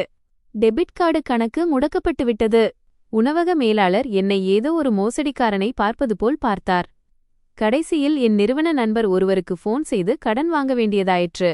அப்போதுதான் பில் செலுத்த முடிந்தது. சாவித்திரி ஜி இடுப்பில் கை வைத்துக்கொண்டு மக்கள் நடமாட்டம் மிகுந்த அந்த சாலையின் நடுவே கத்தத் தொடங்கினார். ரோஹன், இது என்ன வேலை? வருடத்தின் முதல் நாளில் விருந்துக்கு வந்து உன் தாயை எல்லார் முன்னிலையிலும் அவமானப்படுத்திவிட்டாயே. உன் கணக்கில் பணம் இருந்தால் அதை நீ கவனித்திருக்க வேண்டாமா? கணக்கு எப்படி பிளாக் ஆகும்? இது அந்த அனன்யாவின் வேலையாக இருக்குமோ என்று காலை அவளுடைய முகத்தை பார்த்தபோதே எனக்கு சந்தேகம் வந்துவிட்டது. ரோஹன் பயந்து போய் தன் தலைமுடியை பிடித்து இழுத்தான். அவனது கோழைத்தனம் அப்பட்டமாகத் தெரிந்தது. எனக்கும் தெரியவில்லை அம்மா. வங்கியின் கடவுச்சொல் அதேதான். கிரெடிட் கார்டும் கூட்டுச் சேமிப்பும் தான் பயன்படுத்துகிறோம். பண்டிகை காலம் என்பதால் வங்கியின் சிஸ்டத்தில் ஏதாவது கோளாறு ஏற்பட்டிருக்கும். வீட்டுக்குச் சென்றதும் அவளை கேட்டு தெரிந்து கொள்கிறேன். அருகில் நின்று கொண்டிருந்த கரண் சாலையில் துப்பிக்கொண்டே சொன்னான். கோளாறு கிடையாது. உன் மனைவியை அடக்க கற்றுக்கொள். மதியம் பிரியா ஏடிஎம்மிற்கு சென்றபோது அவளது கார்டும் பிளாக் ஆகியிருந்தது. எல்லா பணத்தையும் உன் மனைவி கையில் கொடுத்தால் ஒரு நாள் வீதியில் நிற்க வேண்டியதுதான். நீங்கள் கொடுத்த அந்த லட்சக்கணக்கான ரூபாயை பிரியா சரக்கு ஆர்டர் செய்ய பயன்படுத்திவிட்டாள். இப்போது உங்களுக்கு தருவதற்கு எங்களிடம் ரொக்கப்பணம் ஏது? கரண் இதை கூறியதும் சாவித்திரி ஜியின் முகம் வெளிறிப்போனது. அவர் தன் இளைய மகனின் தோளில் பலமாக தட்டிவிட்டு பதற்றத்துடன் ஆனால் உரத்த குரலில் சொன்னார். கரண், மெதுவாக பேசு. அனன்யாவுக்கு இந்த லட்சக்கணக்கில் கைமாறிய பணம் பற்றி தெரிந்துவிட்டால் அவள் வீட்டில் கலாட்டா செய்துவிடுவாள். ரோஹனுக்கு தெரியாமல் இந்த தொகையை உங்களுக்கு நான் ஏற்பாடு செய்தேன். அப்போதுதான் நீங்கள் சொந்தமாக தொழில் தொடங்க முடியும். கூட்டுச் சேமிப்பு கணக்கில் பணம் இருந்தால் அது அனன்யாவின் கட்டுப்பாட்டில் இருக்கும். நம் குடும்பம் ஒருபோதும் முன்னேற முடியாது. நீ இப்போது எல்லார் முன்னிலையிலும் கத்திக் கொண்டிருக்கிறாய். யாராவது கேட்டுவிட்டால் நான் என்ன பதில் சொல்லுவேன்? அவர்கள் பேசிக்கொண்டிருந்த ஒவ்வொரு வார்த்தையும் என் போனில் தெளிவாக பதிவாகிக் கொண்டிருந்தது. என் இதயம் வேகமாக துடித்தது. ஆனால் பயத்தால் அல்ல, ஒரு ஆழ்ந்த திருப்தியால். தங்கள் சொந்த அநாகரிகத்தை புதைக்கும் சவப்பெட்டியின் கடைசி ஆணியை தாங்களே அடித்துக் கொண்டிருக்கும் அளவுக்கு அவர்கள் எவ்வளவு முட்டாள்கள்! வீட்டிற்குச் செல்ல டாக்ஸிக்கு கூட பணம் இல்லாத போது சாவித்ரி ஜி போனை எடுத்து தெரிந்தவர்களிடம் கடன் கேட்கத் தொடங்கினார். அவர் கிராமத்திலிருந்த தன் தங்கையை அழைத்து உடல்நலக்குறைவு என்று பொய் சொல்லி பணம் கேட்டார். ஆனால் தன் அக்காளின் குணத்தை நன்கு அறிந்த அவரது தங்கை மிகவும் கண்ணியமாக மறுத்துவிட்டார். கடன் கிடைக்காததால் கோபத்தில் போனை துண்டித்துவிட்டு தன் முழு ஆத்திரத்தையும் ரோஹன் மீது கொட்டினார். நீ ஒரு பயனற்றவன். ஒரு மனைவியைக் கூட உன்னால் கட்டுப்படுத்த முடியவில்லை. இப்போது நம்மிடம் பணம் இல்லை, கார்டுகள் பிளாக் ஆகிவிட்டன, வீட்டில் கிராமத்திலிருந்து வந்த உறவினர்கள் காத்துக் கொண்டிருக்கிறார்கள். அந்த அனன்யாவுக்கு ஃபோன் செய்து பணத்தை எடுத்துக்கொண்டு நம்மை கூட்டிக் கொண்டு வரச் சொல். சீக்கிரம். ரோஹன் பதற்றத்துடன் என் எண்ணிற்கு டயல் செய்தான். நிச்சயமாக மதியமே. நான் அவர்கள் அனைவரின் எண்களையும் பிளாக் லிஸ்டில் போட்டுவிட்டேன். ரோஹன் திரும்பத் திரும்ப ஃபோன் செய்தும் எந்த பதிலும் கிடைக்கவில்லை. அவன் முகம் இன்னும் பரிதாபமாக மாறியது. அதே நேரத்தில் சாவித்திரி ஜி சாலையின் மறுபக்கம் பார்த்தார். மரத்தின் அடியில் நின்றிருந்த காரின் மீது அவர் கண்கள் நிலைத்தன. கண்களை சுருக்கி நம்பர் பிளேட்டை பார்க்க முயன்றார். பிறகு ரோஹனின் முதுகில் பலமாக அடித்து என்னை சுட்டிக்காட்டினார். அதோ அங்கே பார். அனன்யா தன் நண்பனிடம் கடன் வாங்கி ஓட்டும் கார் அதுதானே? நம்பர் பிளேட்டின் இறுதியில் 89 என்று இருக்கிறது என்று நினைக்கிறேன். காரில் அமர்ந்து நம்மையே கவனித்துக் கொண்டிருக்கிறாள் போலிருக்கிறது. அந்த பெண்ணுக்கு இவ்வளவு தைரியமா? என் முன்னாலேயே என்னை கேலி செய்கிறாளா என்று கத்தினார். இதைச் சொல்லிவிட்டு சாவித்ரி ஜி ஆவேசத்துடன் சாலையை நோக்கி நடக்கத் தொடங்கினார். சாலையை கடந்து வந்து என்னிடம் கணக்கு தீர்க்க வேண்டும் என்பதே அவரது நோக்கமாக இருந்தது. அவர் கைகளை மடித்துவிட்டு கொண்டார். அவர் முகம் என்னை பச்சையாக தின்றுவிடுவது போல அவ்வளவு பயங்கரமாக இருந்தது. கரண், பிரியா மற்றும் ரோஹன் ஆகியோரும் அதிர்ச்சியுடன் கவனித்துக் கொண்டிருந்தனர். நான் ஒரு குளிர்ந்த புன்னகையுடன் சிரித்தேன். எனக்கு தேவையான வலுவான ஆதாரங்கள் என் போனில் பத்திரமாக இருந்தன. சாலையிலேயே இந்த அறிவில்லாத மனிதர்களுடன் விவாதிக்க வேண்டிய அவசியம் எனக்கு இல்லை. நான் ரெக்கார்டிங்கை நிறுத்திவிட்டு கோப்பை சேமித்துக் கொண்டேன். சாவித்ரி ஜி என்னை நோக்கி வேகமாக வருவதை பார்த்து நான் அமைதியாக காரின் ஜன்னலை மேலே ஏற்றினேன். நான் கியரை மாற்றினேன், ஆக்சிலரேட்டரை அழுத்தினேன். காரின் என்ஜின் கர்ஜித்தது. கார் வேகமாக முன்னோக்கி பாய்ந்தது. சாவித்ரி ஜியை சாலையின் நடுவே புழுதியிலும் புகையிலும் விட்டுவிட்டுச் சென்றேன். உணவகத்தில் நடந்த நாடகம் முழுமையாக முடிந்துவிட்டது. இனி அடுத்த கட்டம் அடுக்குமாடி குடியிருப்பின் லாபியில் நடக்கவிருக்கும் முக்கிய நாடகம். மாலை மங்கி நகரத்தில் விளக்குகள் எரியத் தொடங்கின. மதிய நேரத்து நெரிசலான சாலைகள் இப்போது விளம்பரங்கள் மற்றும் மஞ்சள் நிற தெருவிளக்குகளின் வெளிச்சத்தில் மூழ்கியிருந்தன. என் கார் மெதுவாக சன்ஷைன் ஹைட்ஸின் பிரதான நுழைவாயிலுக்குள் நுழைந்தது. மாலை நேரத்து தென்றல் மரங்களின் வழியே வீசியது. ஜனவரி மாதத்தின் குளிர்ச்சியையும் அது கொண்டிருந்தது. கடந்த 5 ஆண்டுகளில் நான் வேலை முடிந்து திரும்பும்போதெல்லாம் அவர்களை சந்திக்க வேண்டுமே என்ற எண்ணத்தில் என் மனம் பாரமாக இருக்கும். ஆனால் இந்த நொடியில் என் இதயம் மிகவும் லேசாகவும் அமைதியாகவும் இருந்தது. அனைத்தும் சரியாக திட்டமிடப்பட்டிருந்தது. என் காரை பேஸ்மெண்டில் சரியாக நிறுத்தினேன். பையில் இருந்த அனைத்து சட்ட ஆவணங்களையும் ஒருமுறை சரிபார்த்துவிட்டு மெதுவாக லிஃப்ட் மூலம் லாபிக்குச் சென்றேன். என் கோட் பாக்கெட்டில் அந்த 5 புதிய சாவிகளும் அமைதியாக இருந்தன. ஆனால் அவற்றில் ஒரு கண்ணுக்கு தெரியாத சக்தி இருந்தது. அவை என் சுதந்திரத்தின் சின்னங்கள். என் வியர்வை சிந்திச் சம்பாதித்த பணத்தை திருட நினைப்பவர்களை தடுப்பதற்காக நானே கட்டியெழுப்பிய ஒரு வலுவான சுவர் அவை. லிஃப்டிலிருந்து வெளியே வந்ததும் என் கண்களுக்கு முன்னால் மிகவும் குழப்பமான ஒரு காட்சி தெரிந்தது. ரிசப்ஷனுக்கு அருகில் விருந்தினர்கள் காத்திருக்கும் சோபாவில் ஒரு விசித்திரமான காட்சி இருந்தது. சாதாரண உடையிலிருந்த சுமார் 10 பேர் அரிசி மூட்டைகள், பழப்பெட்டிகள் மற்றும் பிளாஸ்டிக் பைகளின் நடுவே தரையில் அமர்ந்திருந்தனர். அவர்கள் சாவித்திரி ஜியின் கிராமத்து உறவினர்கள். அவர்கள் பளபளப்பான டைல்ஸ் தரையில் நிலக்கடலை தோல்களை வீசிக்கொண்டும், பில்டிங் மேலாண்மை எவ்வளவு கடுமையாக இருக்கிறது, மேலேயுள்ள வீட்டிற்குச் செல்ல லிஃப்ட் கார்டை கூட தர மறுக்கிறார்கள் என்று புகார் சொல்லிக் கொண்டும் இருந்தனர். சில குழந்தைகள் சட்டையில்லாமல் கத்திக்கொண்டு செடிகளுக்குச் சுற்றி ஓடிக்கொண்டிருந்தனர். துப்புரவு பணியாளர்களின் எச்சரிக்கைகளை புறக்கணித்தனர். இந்த அசுத்தமான காட்சியைக் கண்டு எனக்கு அருவருப்பாக இருந்தது. சாவித்திரி ஜி இத்தனை ஆண்டுகளாக சிறிதும் மாறவில்லை. தன் கிராமத்து உறவினர்களிடம் தன் பொய்க் கௌரவத்தை காட்டிக்கொள்வதற்காக என் வீட்டை இலவச விடுதியாக மாற்றியிருந்தார். அந்த மக்களை பொருட்படுத்தாமல் நான் நேராக ரிசப்ஷன் டெஸ்கிற்குச் சென்றேன். பில்டிங் மேலாளர் மிஸ்டர் குப்தா கைகளை கட்டிக்கொண்டு பாதுகாப்பு படைக்கு உத்தரவுகளை பிறப்பித்துக் கொண்டிருந்தார். நான் வருவதைக் கண்டதும் மிஸ்டர் குப்தா தலையசைத்து வரவேற்றார். அவர் கண்களில் வாழ்க்கையின் ஏற்றத்தாழ்வுகளைக் கண்ட ஒரு முதியவரின் ஆழ்ந்த அனுதாபம் இருந்தது. அனன்யா ஜி, நீங்கள் வந்துவிட்டீர்கள். பாருங்கள், உங்கள் புகுந்த வீட்டு உறவினர்கள் மதியத்திலிருந்தே லாவியில் ரகளை செய்து கொண்டிருக்கிறார்கள். பில்டிங் விதிகள் மற்றும் உங்கள் உத்தரவு பற்றி அவர்களிடம் தெளிவாக சொல்லிவிட்டேன். ஆனால் அவர்கள் போகத் தயாராக இல்லை. சாவித்திரி ஜி வரும் வரை காத்திருக்கிறார்கள். நான் இங்கே மேலும் 3 பாதுகாவலர்களை நியமித்திருக்கிறேன். குடியிருப்பாளர்களின் லிஃப்டிற்குள் யாரையும் நுழைய விடமாட்டார்கள். நான் நன்றியுடன் புன்னகைத்தேன். என் குரல் மென்மையாக இருந்தாலும் உறுதியாக இருந்தது. மிஸ்டர் குப்தா, உங்களுக்கும் பாதுகாப்பு குழுவிற்கும் மிக்க நன்றி.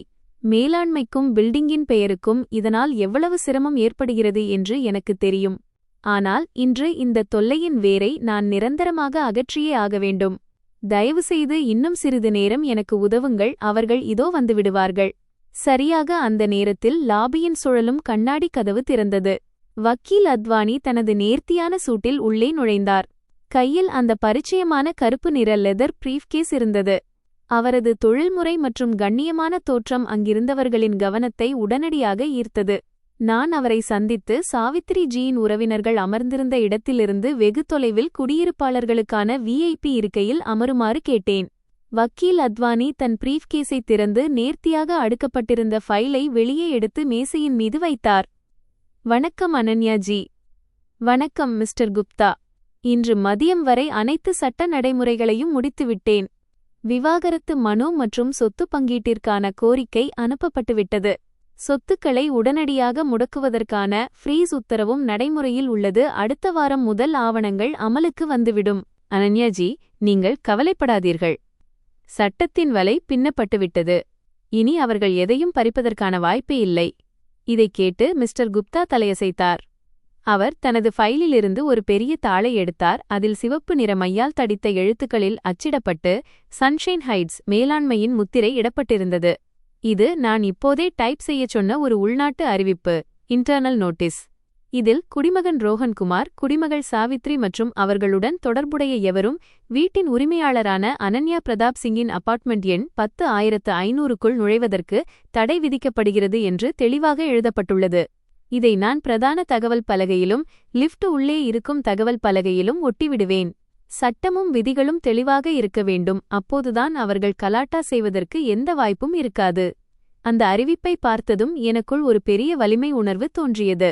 நான் மேற்கொண்ட கவனமான தயாரிப்புகள், மிஸ்டர் குப்தாவின் உற்சாகமான ஆதரவு மற்றும் வக்கீல் அத்வானியின் தொழில்முறை அணுகுமுறை ஆகியவை இணைந்து ஒரு இரும்பு கோட்டையை உருவாக்கியிருந்தன. நான் சோபாவில் நிம்மதியாகச் சாய்ந்து அமர்ந்தேன். கைகளை மடியில் வைத்துக்கொண்டு ரிசப்ஷனிஸ்ட் கொண்டு வந்த சூடான தேநீரில் ஒரு மிடறு பருகினேன். அந்த தேநீரின் இனிப்பும் கசப்பும் எனது கடந்த 5 ஆண்டுகால திருமண வாழ்க்கையின் சுவை போலவே இருந்தது. சுவரில் இருந்த கடிகாரத்தை பார்த்தேன். மாலை காலை 7 மணி. நிச்சயம் அவர்கள் இப்போது பஸ்ஸிலோ அல்லது நடந்து கொண்டோ பார்பிக்யூ உணவகத்திலிருந்து இங்கே வந்து கொண்டிருப்பார்கள். உணவகத்தில் பணம் இல்லாததால் அவமானப்பட்டு வெளியேற்றப்பட்டதின் அவமானமும் பயணத்தின் களைப்பும் அவர்களை பைத்தியம் பிடிக்க வைத்திருக்கும். நான் அமைதியாக காத்திருக்கத் தொடங்கினேன். மேடை அலங்கரிக்கப்பட்டுவிட்டது. பார்வையாளர்கள் தங்கள் இருக்கைகளில் அமர்ந்துவிட்டார்கள். இப்போது வாழ்க்கையின் கடைசி பரிதாப நாடகத்தை அரங்கேற்ற வேண்டிய முதன்மை கலைஞர்களுக்காக காத்திருந்தேன். நேரம் மெதுவாக நகர்ந்தது. பசி மற்றும் களைப்பால் கிராமத்து உறவினர்களின் இரைச்சலும் குறைந்துவிட்டது. பில்டிங் லாபியில் ஒரு விசித்திரமான அமைதி நிலவியது. அது அருந்து போகும் நிலையில் இருக்கும் ஒரு கம்பியைப் போல இழுபட்டிருந்தது. நீண்ட காலமாக வலை பின்னி வந்த ஒரு சிலந்தி போல இப்போது தனது இரையை அந்த வலையில் தானாகவே வந்து சிக்கிக்கொள்ள காத்திருந்தேன். இந்த நேரத்தில் என் அமைதியே என்னுடைய மிக கூர்மையான ஆயுதமாக இருந்தது. ரோஹன்குமாரின் குடும்பத்தினர் அணிந்து வந்த ஒவ்வொரு பொய் முகமூடியையும் கிழித்தெறிய அது தயாராக இருந்தது. சரியாக காலை 7:15 மணிக்கு ஒரு மலிவான டாக்ஸி லாபிக்கு முன்னால் வந்து நின்றது. கதவு திறக்க ரோஹன் முதலில் இறங்கினான். அவனுக்குப் பின்னால் சாவித்திரி ஜி, கரண் மற்றும் பிரியா இருந்தனர். அந்த நேரத்தில் அவர்களின் நிலை எவ்வளவு பரிதாபகரமாக இருந்தது என்றால் நம்பவே முடியவில்லை. உடைகள் கலைந்து சுருங்கியிருந்தன, முகங்கள் களைப்புடனும் வியர்வையுடனும் இருந்தன. கொழுந்தனாரின் மனைவி பிரியா இப்போது காலை போல திமிராக நடக்கவில்லை, மாறாக அவள் முகம் கோபத்தில் வீங்கியிருந்தது. சாவித்திரி ஜி டாக்ஸியிலிருந்து இறங்கியதும் அதிக பணம் வாங்குவதற்காக ஓட்டுநர் நீண்ட பாதையில் அழைத்துச் சென்றதாக கூறி அவர் மீது கத்தத் தொடங்கினார். அந்த ஆடம்பரமான கட்டிடத்தின் முன்னால் அது ஒரு பெரும் கூச்சலை உருவாக்கியது. அவர்கள் கோபத்துடன் சுழலும் கதவு வழியாக உள்ளே வந்தனர். நாற்காலிகளில் தூங்கிக் கொண்டிருந்த கிராமத்து உறவினர்கள் அனைவரும் சாவித்ரிஜியை சூழ்ந்து கொண்டனர். புகார்களின் சத்தம் லாஃபி முழுவதும் எதிரொலித்தது. சாவித்திரி அக்கா, நீங்கள் எங்கே இருந்தீர்கள்? மதியத்திலிருந்தே நாங்கள் பசியுடனும் தாகத்துடனும் காத்து கொண்டிருக்கிறோம். எங்களை இங்கே வரவழைத்துவிட்டு பில்டிங் நிர்வாகம் எங்களை வீட்டுக்குள் விட மறுக்கிறார்கள். ஏதோ திருடர்களைப் போல எங்களை விரட்டுகிறார்கள். வீடு எவ்வளவு ஆடம்பரமாக இருந்தாலும் விருந்தினர்களை இப்படி லாஃபியில் உட்கார வைப்பது என்ன மரியாதை என்று கேட்கத் தொடங்கினர். கூட்டத்திற்குள் சிக்கியிருந்த சாவித்திரிஜியின் தலைமுடி கலைந்திருந்தது. அவர் கோபத்தில் சிவந்திருந்தார். கிராமத்திலிருந்து கொண்டு வந்த பைகளை ஒருபுறம் தள்ளிவிட்டு உறவினர்களை சத்தமிட வேண்டாம் என்று அதட்டினார். லாபியில் தன் பார்வையை ஓட்டியபோது VIP பகுதியில் அமைதியாக தேநீர் அருந்திக் கொண்டிருந்த என் மீது அவர் கண்கள் நிலைத்தன. எனக்கு அருகில் மிஸ்டர் குப்தாவும் சூட் அணிந்திருந்த ஒரு அந்நியரும் அமர்ந்திருந்தனர். மதியத்திலிருந்தே அடக்கி வைத்திருந்த அவரது கோபம் திடீரென வெடித்தது. சாவித்திரி ஜி கைகளை மடித்துவிட்டு அங்கிருந்தவர்களை தள்ளிக்கொண்டு ஒரு பசியுள்ள விலங்கு தன் இரையை தாக்க ஓடுவது போல எங்கள் மேசையை நோக்கி ஓடிவந்தார். கரண், பிரியா மற்றும் ரோஹனும் அவர் பின்னால் ஓடிவந்தனர். என்னை பச்சையாக தின்றுவிடுவது போன்ற ஆவேசத்துடன் அவர்கள் வந்தனர். அடி பெண்ணே, ரொம்ப தந்திரமாகிவிட்டாயா? வங்கிக் கார்டுகளை பிளாக் செய்ய உனக்கு எப்படி தைரியம் வந்தது? என் உறவினர்கள் உள்ளே நுழையாதபடி வீட்டின் கதவை அடைக்க உனக்கு எவ்வளவு துணிச்சல்? உன் மாமியார் என்று கூட பார்க்காமல் இப்படிச் செய்ய உனக்கு சிங்கம் போல இதயம் வந்துவிட்டதா? இப்போதே உன் முகத்தை உடைத்து விடுவேன் என்று கத்தினார். கெட்ட வார்த்தைகளை பேசி என்னை அறைவதற்காக அவர் கையை ஓங்கினார். ஆனால் அவர் கை என் முகத்தைத் தொடுவதற்கு முன்பே ஒரு வலுவான சக்தி அதை தடுத்தது.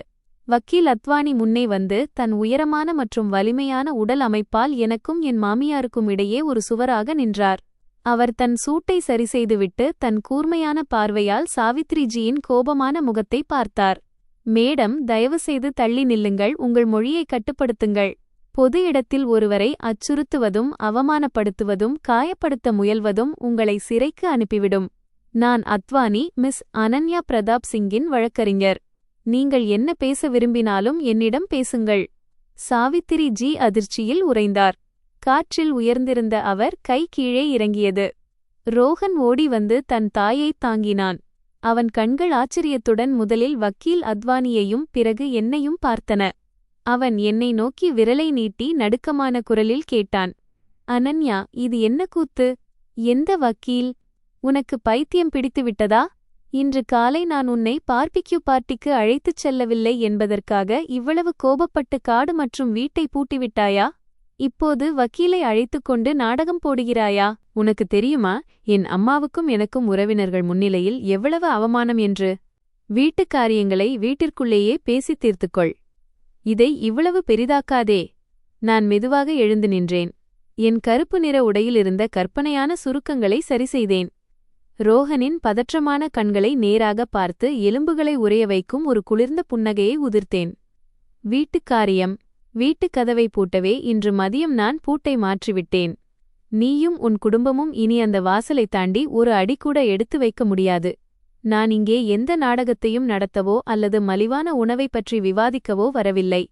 ஒருதலைப்பட்சமான விவாகரத்து மனு மற்றும் உங்களுடைய கூட்டுச் சொத்துக்களை முடக்குவதற்கான விண்ணப்பம் நீதிமன்றத்தில் சமர்ப்பிக்கப்பட்டுவிட்டது என்பதை தெரிவிப்பதற்கே வந்திருக்கிறேன். இந்த நொடியிலிருந்து நாம் சட்டத்தின் மொழியில் மட்டுமே பேசப்போகிறோம். சுற்றி நின்றிருந்த கிராமத்து உறவினர்கள் அனைவரும் அதிர்ச்சியில் உறைந்தனர். அவர்கள் கிசுகிசுக்கத் தொடங்கினர். சாவித்ரி ஜியையும் ரோஹனையும் பார்த்து விரல் நீட்டினர். பின்னால் நின்று கொண்டிருந்த கரண் தன் பொறுமையை இழந்து முன்னே வந்து கத்தினான், நீங்கள் எந்த உலகில் இருக்கிறீர்கள்? இந்த வீட்டை என் அண்ணன் வாடகைக்கு எடுத்தார். வீட்டின் மொத்த பணத்தையும் என் அண்ணன்தான் சம்பாதிக்கிறார். எங்கள் குடும்பத்தை வீதியில் நிறுத்த உங்களுக்கு என்ன உரிமை இருக்கிறது? எந்த உரிமையில் பேங்க் கார்டுகளை முடக்கினீர்கள்? வக்கீலை வைத்துக் கொண்டால் என்ன வேண்டுமானாலும் செய்யலாம் என்று நினைக்கிறீர்களா? வக்கீல் அத்வானி இந்த அறிவில்லாதவர்கள் மீது தன் நேரத்தை வீணாக்க விரும்பவில்லை. அவர் தன் பிரீஃப்கேஸிலிருந்து சொத்து ஆவணங்களின் சான்றளிக்கப்பட்ட நகலை எடுத்து அனைவர் முன்னிலையிலும் உயர்த்தி பிடித்தார். அவர் குரல் லாபி முழுவதும் எதிரொலித்தது. அனைவரும் தயவுசெய்து கவனமாக கேளுங்கள்.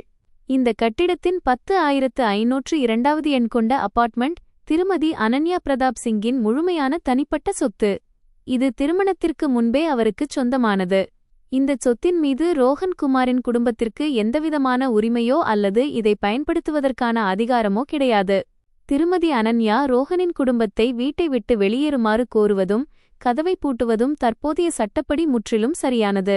உடனடியாக மிஸ்டர் குப்தாவும் ஒரு அடி முன்னே வந்து லிஃப்ட் நுழைவாயிலில் இருந்த தகவல் பலகையை சுட்டிக்காட்டினார். பில்டிங் மேலாண்மை ஒரு அதிகாரப்பூர்வமான அறிவிப்பை வெளியிட்டுள்ளது. அதில் சாவித்ரி ஜி, ரோஹன் மற்றும் அவர்களின் உறவினர்கள் அனைவரும் உடனடியாக லாபி பகுதியிலிருந்து வெளியேற வேண்டும் என்று கூறப்பட்டுள்ளது.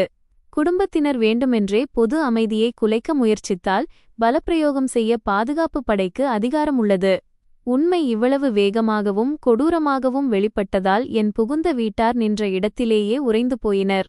சாவித்ரி ஜி வாயடைத்து போய் நின்றார். ஒரு வார்த்தை கூட அவரால பேச முடியவில்லை. அவர் முகம் சிவப்பிலிருந்து வெளிரிப்போனது. தன் மகனை பார்த்தார். அவர் கண்களில் பதற்றமும் கேள்விகளும் இருந்தன. ரோஹன் முற்றிலும் உடைந்து போயிருந்தான். வீட்டின் உண்மையான நிலவரம் அவனுக்குத் தெரியும். ஆனால் தன் பொய் கௌரவத்திற்காக 5 ஆண்டுகளாக தன் குடும்பத்தினர் அனைவரிடமும் அவன் பொய் சொல்லியிருந்தான். இப்போது உண்மை வெளிச்சத்திற்கு வந்ததும் தன் கிராமத்து உறவினர்கள் அனைவர் முன்னிலையிலும் ஏற்பட்ட இந்த அவமானம் ஆயிரக்கணக்கான கன்னத்தில் அறைந்தால் ஏற்படுவதை விடவும் மிகுந்த வலியை தந்தது. ரோஹன் திடீரென்று தன் போக்கை மாற்றிக்கொண்டான். அவனது கண்கள் சிவந்தன. அவன் விரைவாக ஒரு அடி முன்னே வந்து தன் இரு கைகளையும் கூப்பி என்னை சமாதானப்படுத்த அவன் அடிக்கடி பயன்படுத்தும் அந்த தந்திரமான கெஞ்சல் குரலில் பேசினான். அனன்யா, உன்னை வேண்டிக் கொள்கிறேன், அமைதியாக இரு. நாம் இருவரும் 5 ஆண்டுகளாக ஒன்றாக வாழ்ந்து வருகிறோம். நம் உறவு அவ்வளவு ஆழமானது. நீ எப்படி இவ்வளவு இரக்கமற்றவளாக இருக்க முடியும்? நான் வேலையில் பிஸியாக இருந்தேன். உன் உணர்வுகளை கவனிக்கத் தவறிவிட்டேன் என்பது எனக்கு தெரியும். அம்மா வயதானவர். அவர் யோசிக்காமல் எதையாவது பேசிவிடுகிறார்.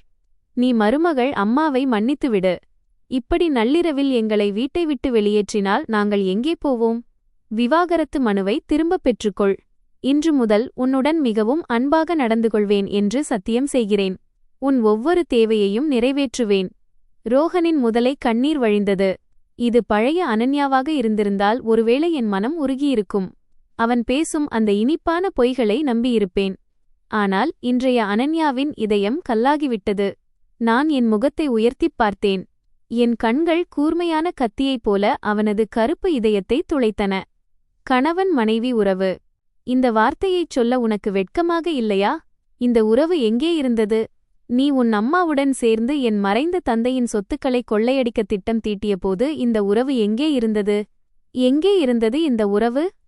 நீ ரகசியமாக நம் கூட்டுச் சேமிப்புக் கணக்கிலிருந்து லட்சங்களை எடுத்து உன் தம்பிக்காக வாரி இறைத்தபோது எங்கே இருந்தது இந்த உறவு?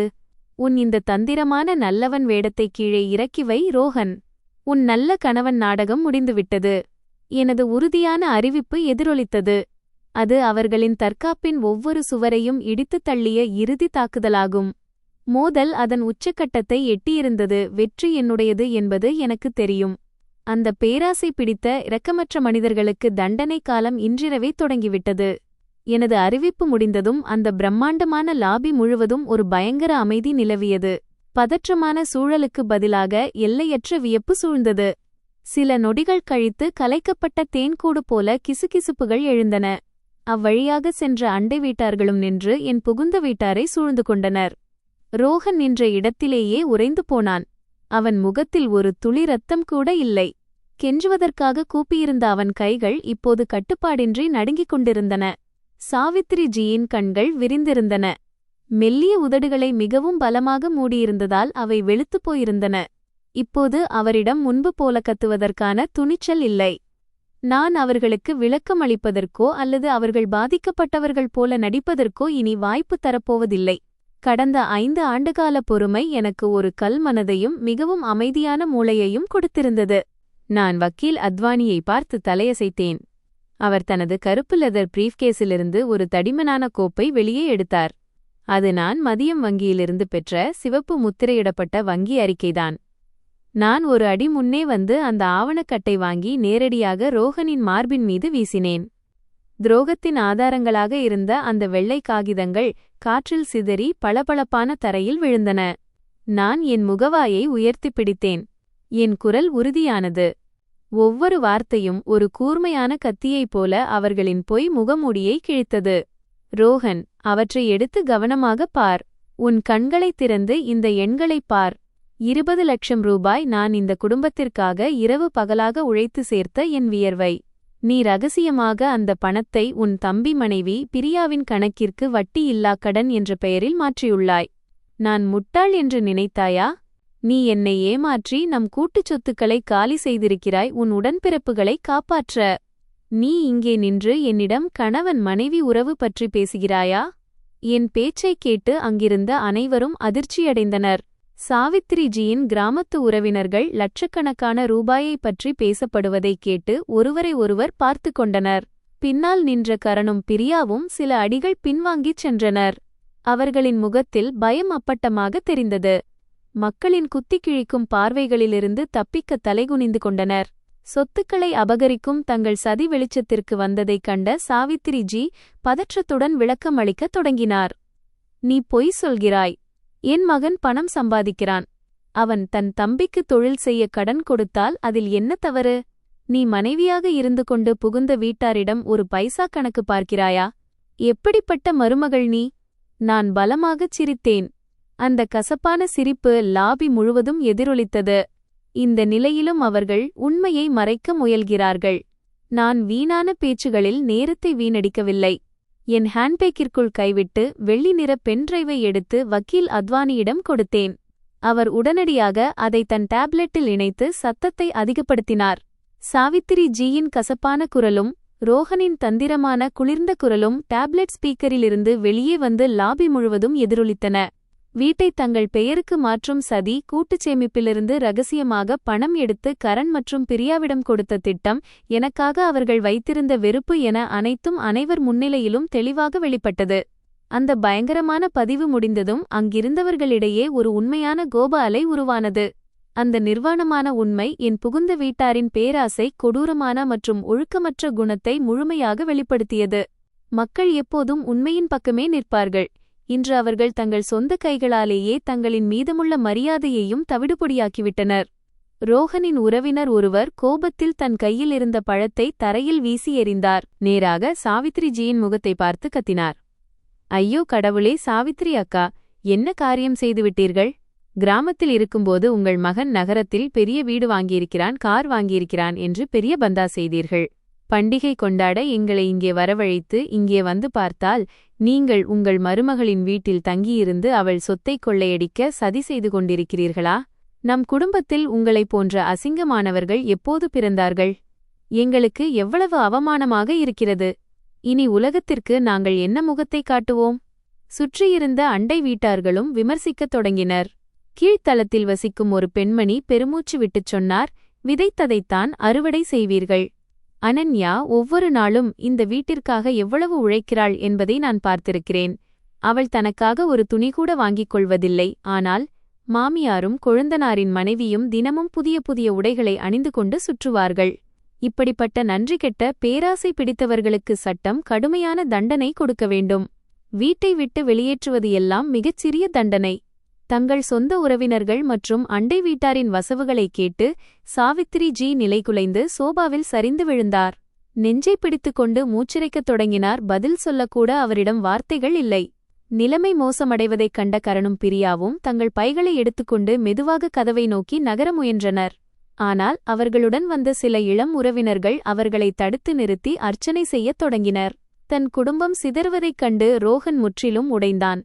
ஒரு ஆண் என்ற அவனது கர்வமெல்லாம் சுக்குநூறாக உடைந்தது. அவன் தள்ளாடியபடி முன்னே வந்து என் காலடியில் மண்டியிட்டு விழுந்தான். அவன் முகத்தில் கண்ணீரும் சளியும் வழிந்தது. என் கால்களைப் பிடிக்க முயன்று, அனன்யா, நான் தவறு செய்துவிட்டேன். உன்னிடம் 1000 முறை மன்னிப்பு கேட்கிறேன். நம் 5 ஆண்டுகால உறவின் மீது சத்தியமாகச் சொல்கிறேன். நீ உடல்நலமில்லாமல் இருந்தபோது நான் உன்னை கவனித்துக் கொண்ட அந்த நேரத்தை நினைத்துப்பார். ப்ளீஸ், இந்த வழக்கை திரும்பப் பெற்றுக்கொள். கரணிடம் பேசி எல்லா பணத்தையும் திரும்பப் பெற்றுத் தருகிறேன். ப்ளீஸ் அம்மாவையும் என்னையும் வீதியில் நிறுத்திவிடாதே. உறவினர்கள் இப்படி திட்டுகிறார்களே, என் அம்மா எப்படி உயிர் வாழ்வார்? என் மீது கருணை காட்டு என்று கெஞ்சினான். நான் மிகுந்த அமைதியுடன் ஒரு அடி பின்வாங்கினேன். அவனது அசுத்தமான தொடுதலிலிருந்து என்னை காப்பாற்றிக் கொண்டேன். என் காலடியில் விழுந்து கிடந்த அந்த மனிதனைப் பார்த்தேன். என் மனதில் துளிக்கூட இரக்கமோ அல்லது வருத்தமோ ஏற்படவில்லை. இப்போது மிகத் தாமதமாகிவிட்டது. அவனது கண்ணீர் எல்லாம் பண உதவியையும் கௌரவத்தையும் இழந்துவிட்டோம் என்ற பயம் மட்டுமே தவிர எனக்கு துரோகம் செய்ததற்கான வருத்தம் கிடையாது. உன் 5 ஆண்டு கால உறவை நீயும் உன் அம்மாவும் எப்போதோ புதைத்து விட்டீர்கள். மனிதன் செய்யும் அனைத்தையும் இறைவன் பார்த்துக் கொண்டிருக்கிறான். தண்டனை சீக்கிரம் கிடைக்குமா அல்லது தாமதமாக கிடைக்குமா என்பதை நீயே முடிவு செய்துவிட்டாய். சட்டத்தை பாரபட்சமின்றி எல்லாவற்றையும் தீர்மானிக்க விடுகிறேன். இந்த நொடியிலிருந்து உனக்கும் உன் குடும்பத்திற்கும் எனக்கும் எந்த தொடர்பும் இல்லை. இனி ஒருபோதும் என் முன்னால் வந்து நிற்காதே. நான் மிஸ்டர் குப்தாவுக்கு நன்றி தெரிவிக்கும் வகையில் தலையசைத்துவிட்டு வக்கீல் அத்வானியை என்னுடன் வருமாறு சைகை செய்தேன். நான் திரும்பி நேராக கதவை நோக்கி நடந்தேன். எனக்கு பின்னால் ரோஹனின் அழுகை சத்தமும் உறவினர்களின் திட்டும் சேர்ந்து ஒரு வலியின் இசையை உருவாக்கின. ஆனால் நான் ஒருமுறை கூட திரும்பி பார்க்கவில்லை.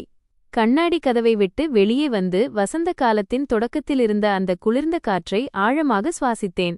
இருள் பின் தங்கிவிட்டது. சுதந்திரத்தின் ஒளி என் பாதையை சுட்டிக்காட்டியது. லாபியின் அந்த இரைச்சலான சூழலை பின்னால் விட்டுவிட்டு காரில் கிளம்பினேன். இரவு நேரம் என்பதால் சாலைகள் மிகவும் அமைதியாக இருந்தன. பனித்துளிகளின் ஈரப்பதம் கலந்த வசந்த கால காற்று காரின் ஜன்னல் வழியாக உள்ளே வந்தது. கடந்த 5 ஆண்டுகளாக நான் சுமந்த சுமையிலிருந்து விடுபட்டதால் என் உடல் மிகவும் லேசாக உணர்ந்தேன்.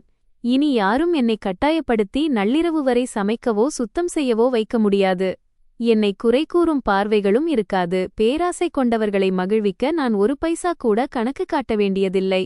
இன்று நான் எனக்காக மட்டும் வாழப்போகிறேன். என் இலக்கு அறியாத இடம் அல்ல.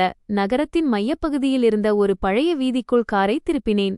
புதிய நகரப்பகுதிகளின் இரைச்சலுக்கு மாறாக இங்கே காலம் அமைதியான ஒரு அழகை கொண்டிருந்தது. ஒரு அகலமான முகப்பு கொண்ட கடைக்கு முன்னால் காரை நிறுத்தினேன்.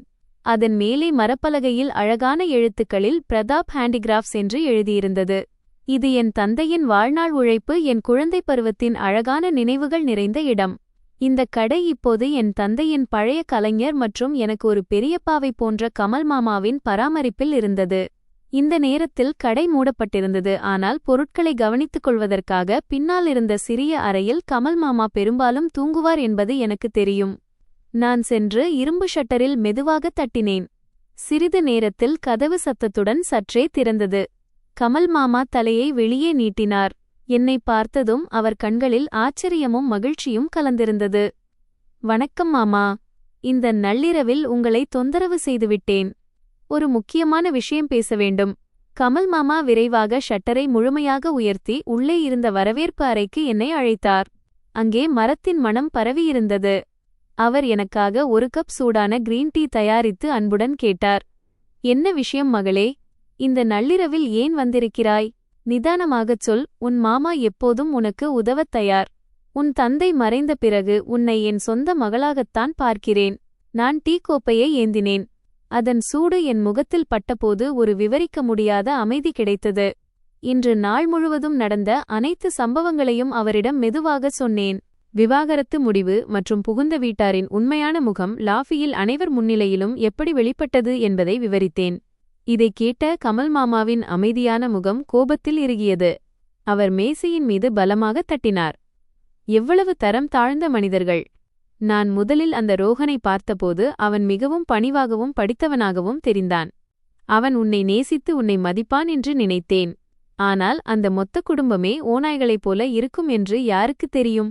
நல்ல வேளையாக நீ சரியான நேரத்தில் விழித்துக் கொண்டு உன் சொத்துக்களை காப்பாற்ற ஆதாரங்களை சேகரித்து விட்டாய். உன் தந்தை சொர்க்கத்தில் இதைக் கேட்டு மிகவும் வருந்துவார். ஆனால் அதே சமயம் தன் மகள் இவ்வளவு வலிமையாகவும் புத்திசாலியாகவும் இருக்கிறாளே என்று பெருமைப்படுவார். நான் புன்னகைத்தேன். என் கண்கள் உறுதியுடன் கமல் மாமாவை பார்த்தன. நன்றி மாமா. இந்த முறை நான் உங்களிடம் ஒரு முக்கியமான விஷயத்திற்காக வந்திருக்கிறேன். நாளையிலிருந்து இந்த கடையின் பூட்டுகளை மாற்றிவிடுங்கள். என் மாமியாரோ ரோஹனோ அல்லது அவன் குடும்பத்தில் யாராவது வந்து விசாரித்தால் கூட நீங்கள் யாரிடமும் பேச வேண்டாம். அவர்கள் இப்போது முற்றிலும் நிர்கதியாக இருக்கிறார்கள். இங்கு வந்து கலாட்டா செய்யவோ அல்லது கெஞ்சவோ வாய்ப்புள்ளது. நான் என் அபார்ட்மெண்ட்டை விற்கிறேன். அந்த நடைமுறை முடிந்ததும் அப்பா கனவு கண்டது போலவே இந்த கடையை புதுப்பித்து ஒரு புக் கஃபேவாக மாற்றப் போகிறேன். கமல் மாமா உறுதியாக தலையசைத்து நெஞ்சை தட்டிக் கொண்டு வாக்களித்தார். நீ கவலைப்படாதே. இந்த நிலம் உன் தந்தையுடையது. வெளியாட்கள் யாரும் இங்கே வந்து எந்த குழப்பமும் செய்ய முடியாது. நீ நீதிமன்றத்தில் உன் வழக்கை அமைதியாக நடத்து. நான் இந்த இடத்தை பார்த்துக் கொள்கிறேன். இதை சுத்தமாக வைத்திருப்பேன். நீ இதை புதுப்பிக்கும் நாளை எதிர்பார்த்து கொண்டிருப்பேன். கமல் மாமாவிடம் அனைத்தையும் விளக்கி கூறிவிட்டு விடைபெற்றேன். ஏரிக்கரை ஓரத்தில் இருந்த 5 நட்சத்திர ஹோட்டலுக்குச் சென்று வீடு விற்கும் வரை சில நாட்கள் ஓய்வெடுக்க ஒரு சொகுசு அறையை முன்பதிவு செய்தேன். ரிசப்ஷனில் கார்டை தேய்த்து அறையின் சாவியை பெற்றபோது ஒரு அழகான பெண் ஊழியர் சிரித்துக்கொண்டே என்னிடம் ஒரு சிறிய சீல் வைக்கப்பட்ட பாக்கெட்டை கொடுத்தார். மேடம், சிறிது நேரத்திற்கு முன்னால் ஒருவர் வந்தார். அவர் உங்களை உங்கள் கணவர் என்று அறிமுகப்படுத்திக் கொண்டார். அவர் இந்த பாக்கெட்டை உங்களுக்காக கொடுத்துவிட்டுச் சென்றார். உங்கள் போன் ரீச் ஆகவில்லை என்பதால் உங்களிடம் சேர்க்கச் சொல்லி எங்களிடம் கொடுத்துவிட்டுச் சென்றார். அவர் மிகவும் களைப்பாகவும் கவலையாகவும் காணப்பட்டார். நீண்ட நேரம் லாபியில் காத்திருந்துவிட்டு போய்விட்டார். நான் புருவத்தை சுருக்கிக் கொண்டு அந்த பாக்கெட்டை வாங்கினேன். ரோஹன் மிச்சமிருந்த பணத்தை வைத்து என் காரை பின்தொடர்ந்து வந்திருப்பான் என்பது எனக்கு தெரியும். அவனது பிடிவாதமும் கோழைத்தனமும் எவ்வளவு பலவீனமான ஒன்றாக இருந்தாலும் நம்பிக்கையின் கடைசி துணுக்கை பற்றிக் கொள்ள அவனை தூண்டியது. நான் அந்த ரிசப்ஷனிஸ்டுக்கு நன்றி கூறிவிட்டு என் பொருட்களை எடுத்துக்கொண்டு நேராக லிஃப்ட் மூலம் அறைக்குச் சென்றேன். ஹோட்டல் அறை மிகவும் பெரியதாகவும் ஆடம்பரமாகவும் அலங்கரிக்கப்பட்டிருந்தது. நான் என் ஹேண்ட்பேக்கை சோபாவில் தூக்கி எறிந்துவிட்டு அமர்ந்து அமைதியான மனதுடன் அந்த பாக்கெட்டின் உரையை கிழித்தேன். உள்ளே ஒரு பழைய சிவப்பு நிற வெல்வெட் பெட்டி இருந்தது. அதனுடன் அவசரமாக எழுதப்பட்ட ஒரு கடிதமும் இருந்தது. நான் பெட்டியை திறந்தேன். உள்ளே மிகவும் பழைய வடிவமைப்பைக் கொண்ட ஒரு மலிவான வெள்ளி மோதிரம் இருந்தது. நாங்கள் கல்லூரியில் இருந்தபோது எங்கள் காதலின் முதல் ஆண்டு நிறைவின் போது ரோஹன் எனக்கு அளித்த மோதிரம் இதுதான். அன்று அவன் என் கையை பிடித்து, மோதிரம் மலிவானதாக இருந்தாலும் இதில் என் தூய அன்பு இருக்கிறது. பிற்காலத்தில் என் வாழ்நாள் முழுவதையும் அர்ப்பணித்து உனக்கு எல்லா மகிழ்ச்சியையும் தருவேன் என்று வாக்குறுதி அளித்தான். நான் கசப்புடன் புன்னகைத்துவிட்டு கடிதத்தை எடுத்துப் படிக்கத் தொடங்கினேன். வளைந்த நெளிந்த கையெழுத்தில் வலி நிறைந்த சொற்கள் இருந்தன. பழைய நினைவுகளைத் தூண்டுமாறு ரோஹன் எழுதியிருந்தான். தன் தாயின் பேச்சைக் கேட்டு நடந்ததற்கு வருத்தம் தெரிவித்திருந்தான். தான் மாறிவிடுவதாகவும் கரண் மற்றும் பிரியாவுடனான எல்லா உறவுகளையும் முறித்துக்கொண்டு என் மீது மட்டும் கவனம் செலுத்துவதாகவும் வாக்குறுதி அளித்திருந்தான். பழைய பொருட்களை பயன்படுத்தி என் மனதில் இரக்கத்தை ஏற்படுத்தவும் இன்னும் தன்னை நேசிக்கும் பெண்ணின் மனதை கட்டுப்படுத்தவும் அவன் விரும்பினான். ஆனால் அவன் தவறு செய்துவிட்டான். உண்மையான அன்பு சுரண்டலுடன் வருவதில்லை. அது மலிவான சதித்திட்டங்களில் நிலைப்பதில்லை. ஒரு காலத்தில் அப்பாவித்தனமான இளமைக்கால அன்பின் சாட்சியாக இருந்த அந்த வெள்ளி மோதிரம் இப்போது மலிவான மற்றும் ஏமாற்றத்தின் அடையாளமாகிவிட்டது. நான் மெதுவாக எழுந்து மோதிரத்தையும் கடிதத்தையும் எடுத்துக்கொண்டு ட்ரெஸ்ஸிங் டேபிளுக்கு கீழே இருந்த குப்பைத் தொட்டியை நோக்கி நடந்தேன். ஒரு நிமிடம் கூட யோசிக்காமல் என் கையை திறந்தேன். மோதிரமும் கடிதமும் நேரடியாக குப்பைத் தொட்டியின் அடியில் போய் விழுந்தன. ஏமாற்றம் நிறைந்த ஒரு கடந்த காலத்துடனான என் ஒவ்வொரு உறவும் நிரந்தரமாக முடிவுக்கு வந்தது. நான் குளியலறைக்குச் சென்று சுடுநீரில் லாவெண்டர் எண்ணெயை சில சொட்டுகள் ஊற்றி அதில் ஓய்வெடுத்தேன். இன்றைய நாள் முழுவதும் இருந்த அழுக்கு, களைப்பு மற்றும் எதிர்மறை ஆற்றல் அனைத்தும் தண்ணீரோடு கரைந்து ஓடிவிட்டன. குளியலறையிலிருந்து வெளியே வந்து மென்மையான சில்க் ரோப் அணிந்து கொண்டு என் நீளமான தலைமுடியை காய வைத்துவிட்டு மென்மையான புதிய விரிப்புகள் கொண்ட படுக்கையில் படுத்தேன். ஜன்னலுக்கு வெளியே சாலையின் விளக்குகள் அமைதியான ஏரியைப் போல ஜொலித்துக் கொண்டிருந்தன. நான் கண்களை மூடிக்கொண்டேன். என் இதழ்களில் ஒரு நிம்மதியான புன்னகை மலர்ந்தது. கடந்த 5 நீண்ட ஆண்டுகளில் இதுவே எனக்கு கிடைத்த மிகச்சிறந்த மற்றும் அமைதியான தூக்கம். அவமானகரமான கடந்த காலத்தை பூட்டித் தூக்கி எறிந்துவிட்டேன். நாளை நான் விழிக்கும்போது சுதந்திர காற்றை சுவாசிப்பேன். எனக்காக காத்திருக்கும் ஒரு புதிய பிரகாசமான மற்றும் பெருமை நிறைந்த வாழ்வை வரவேற்க நான் தயாராக இருந்தேன். அடுத்த நாள் காலை பொன்னிறமான சூரிய ஒளி மெல்லிய திரைகள் வழியே என் அறைக்குள் கசிந்து வந்து என்னை ஆழ்ந்த உறக்கத்திலிருந்து எழுப்பியது.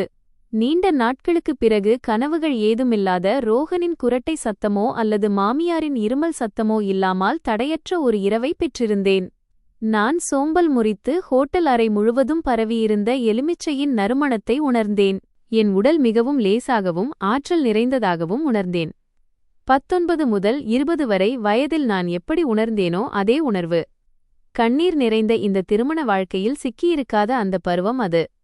நான் மெதுவாக படுக்கையிலிருந்து எழுந்து தயாராகி ஒரு அழகான பேஜ் நிற சில்க் உடையை அணிந்தேன். ஹோட்டல் உணவகத்தில் காலை உணவு சாப்பிட கீழே சென்று ஏரியை பார்க்கும் வகையில் அமைந்திருந்த மேசையை தேர்ந்தெடுத்தேன். சூடான பிளாக் காஃபியை பருகிக் கொண்டே என் போனை எடுத்து அந்த நகரத்தின் செய்தித்தாள்களை பார்த்தேன். என் கண்கள் உடனடியாக ஒரு வைரல் வீடியோவின் மீது விழுந்தன. அதன் தலைப்பு சிவப்பு எழுத்துக்களில் இருந்தது. நள்ளிரவில் ஆடம்பர அடுக்குமாடி குடியிருப்பு லாவியில் குடும்பத்தின் கலாட்டா, பாதுகாப்பு பணியாளரை தாக்கியது மற்றும் அரசு பணிக்கு இடையூறு. நான் காஃபியை ஒரு மிடறு பருகிவிட்டு அந்த வீடியோவை பார்க்கத் தொடங்கினேன். அங்கிருந்த குடியிருப்பாளர் ஒருவர் தன் போனில் எடுத்த அந்த வீடியோவில் என் மாமியார் சாவித்ரி ஜி கலைந்த தலைமுடியுடன் சன்ஷைன் ஹைட்ஸ் பாதுகாப்பு அறைக்கு முன்னால் கத்திக் கொண்டிருந்தார். அவர் பில்டிங் நிர்வாகத்தை தரக்குறைவாக திட்டி ஒரு இளம் பாதுகாவலரை தன் நகங்களால் கீறிக்கொண்டிருந்தார். ரோஹனின் தம்பி கரண் மது போதையில் பிளாஸ்டிக் நாற்காலியை எடுத்து ரிசப்ஷன் கவுண்டர் மீது வீச முயற்சித்தான். ரோஹன் அவர்களை தடுக்க முயன்றான், ஆனால் அனைத்தும் வீணானது. கிராமத்திலிருந்து வந்த உறவினர்கள் பயந்து போய் தங்கள் பொருட்களை சுருட்டிக் கொண்டு ஓடிக்கொண்டிருந்தனர். வீடியோவின் இறுதியில் போலீஸ் ஜீப் சைரன் ஒலியுடன் லாபிக்கு முன்னால் வந்து நின்றது. போலீசார் விரைவாக சாவித்ரி ஜியையும் கரணையும் கட்டுப்பாட்டுக்குள் கொண்டு வந்தனர். பொது அமைதியை குலைத்ததாக கூறி சம்பந்தப்பட்ட அனைவரையும் காவல் நிலையத்திற்கு அழைத்துச் சென்றனர். கர்ம பலன் மிக விரைவாகவே கிடைத்துவிட்டது. நேற்று இரவுதான் அவர்கள் அகங்காரத்தில் மிதந்து கொண்டிருந்தார்கள். தங்களை எல்லாரையும் விட மேலானவர்களாக நினைத்துக் கொண்டார்கள். சட்டத்தை எள்ளி நகையாடினார்கள். மற்றவர்களின் மரியாதையை மிதித்தார்கள். இப்போது அந்த மொத்த குடும்பமும் புத்தாண்டை காவல் நிலையத்தில் கழிக்க வேண்டிய நிலை. இந்த அவமானத்தை அவர்கள் நிச்சயம் வாழ்நாள் முழுவதும் மறக்க மாட்டார்கள். நான் போனை அணைத்தேன். என் மனம் ஏரி நீரைப் போல அமைதியாக இருந்தது. நான் மகிழ்ச்சியாக இல்லை, அவர்களுக்காக எந்த இரக்கமும் எனக்கு ஏற்படவில்லை. என்னை பொறுத்தவரை அவர்கள் இப்போது வெறும் அந்நியர்கள், தங்கள் பேராசைக்கும் கோபத்திற்கும் விலையை கொடுத்து கொண்டிருந்தார்கள். காலை உணவிற்குப் பிறகு நேராக வங்கியின் தலைமை அலுவலகத்திற்குச் சென்றேன். நேற்று நான் கணக்குகளை தற்காலிகமாக முடக்குமாறு மட்டுமே கோரியிருந்தேன். இன்று காலை பழைய கணக்குகளின் அனைத்து இணைப்புகளையும் நிரந்தரமாக ரத்து செய்யும் நடைமுறையை செய்ய வேண்டியிருந்தது. அப்போதுதான் அவர்கள் பணத்தை எந்த வகையிலும் தவறாக பயன்படுத்த முடியாது. வங்கி ஊழியர் என் ஆவணங்களை முழுமையாக சரிபார்த்த பிறகு கணினியில் வேகமாக வேலை செய்தார். ரோஹன் பெயரில் இருந்த அனைத்து கூடுதல் கார்டுகள் மற்றும் அவன் திருடிய அந்த கூட்டுச் சேமிப்பு கணக்குகள் என அனைத்தும் நிரந்தரமாக முடக்கப்பட்டு அவர்களின் பதிவுகள் நீக்கப்பட்டன. நான் வங்கியின் கதவை விட்டு வெளியே வந்ததும் என் போன் ஒலித்தது. அது வக்கீல் அத்வானியின் அழைப்பு. இன்று அவர் குரலில் பெரும் உற்சாகமும் தன்னம்பிக்கையும் இருந்தது. வணக்கம் அனன்யாஜி, 2 முக்கியமான செய்திகளைச் சொல்வதற்காகவே அழைக்கிறேன். முதலாவது, சொத்துக்களை முடக்குவதற்காக நேற்று நான் தாக்கல் செய்த மனுவை நீதிமன்றம் இன்று காலை அங்கீகரித்துவிட்டது. ரோஹன்குமார் இனி எந்த சொத்தையும் விற்க முடியாது. இரண்டாவது மற்றும் மிக முக்கியமான செய்தி இதுதான். நான் உதவியை பெற்ற அந்த புலனாய்வாளர்கள் ஆதாரங்களை சேகரித்துவிட்டனர். புகைப்படங்கள் மற்றும் வங்கி அறிக்கைகளுடன் ரோஹன்குமார் கடந்த 2 ஆண்டுகளாக நகரின் தெற்கு பகுதியில் ஒரு இளம் காதலியை பராமரித்து வருவது உறுதியாகியுள்ளது. அந்த பெண்ணின் வாடகை, விலையுயர்ந்த உடைகள் மற்றும் நகை செலவுகள் என அனைத்தும் ரோஹனின் சம்பள கணக்கிலிருந்துதான் கொடுக்கப்பட்டுள்ளன. ஆனால் வீட்டிற்கு தேவையான செலவுகளை தவிர்க்க நிறுவனம் நஷ்டத்தில் இயங்குவதாக அவன் உங்களிடம் பொய் சொல்லி வந்திருக்கிறான். நான் ஒரு நிமிடம் அமைதியானேன். போனை இறுகப் பற்றிக் கொண்டேன்.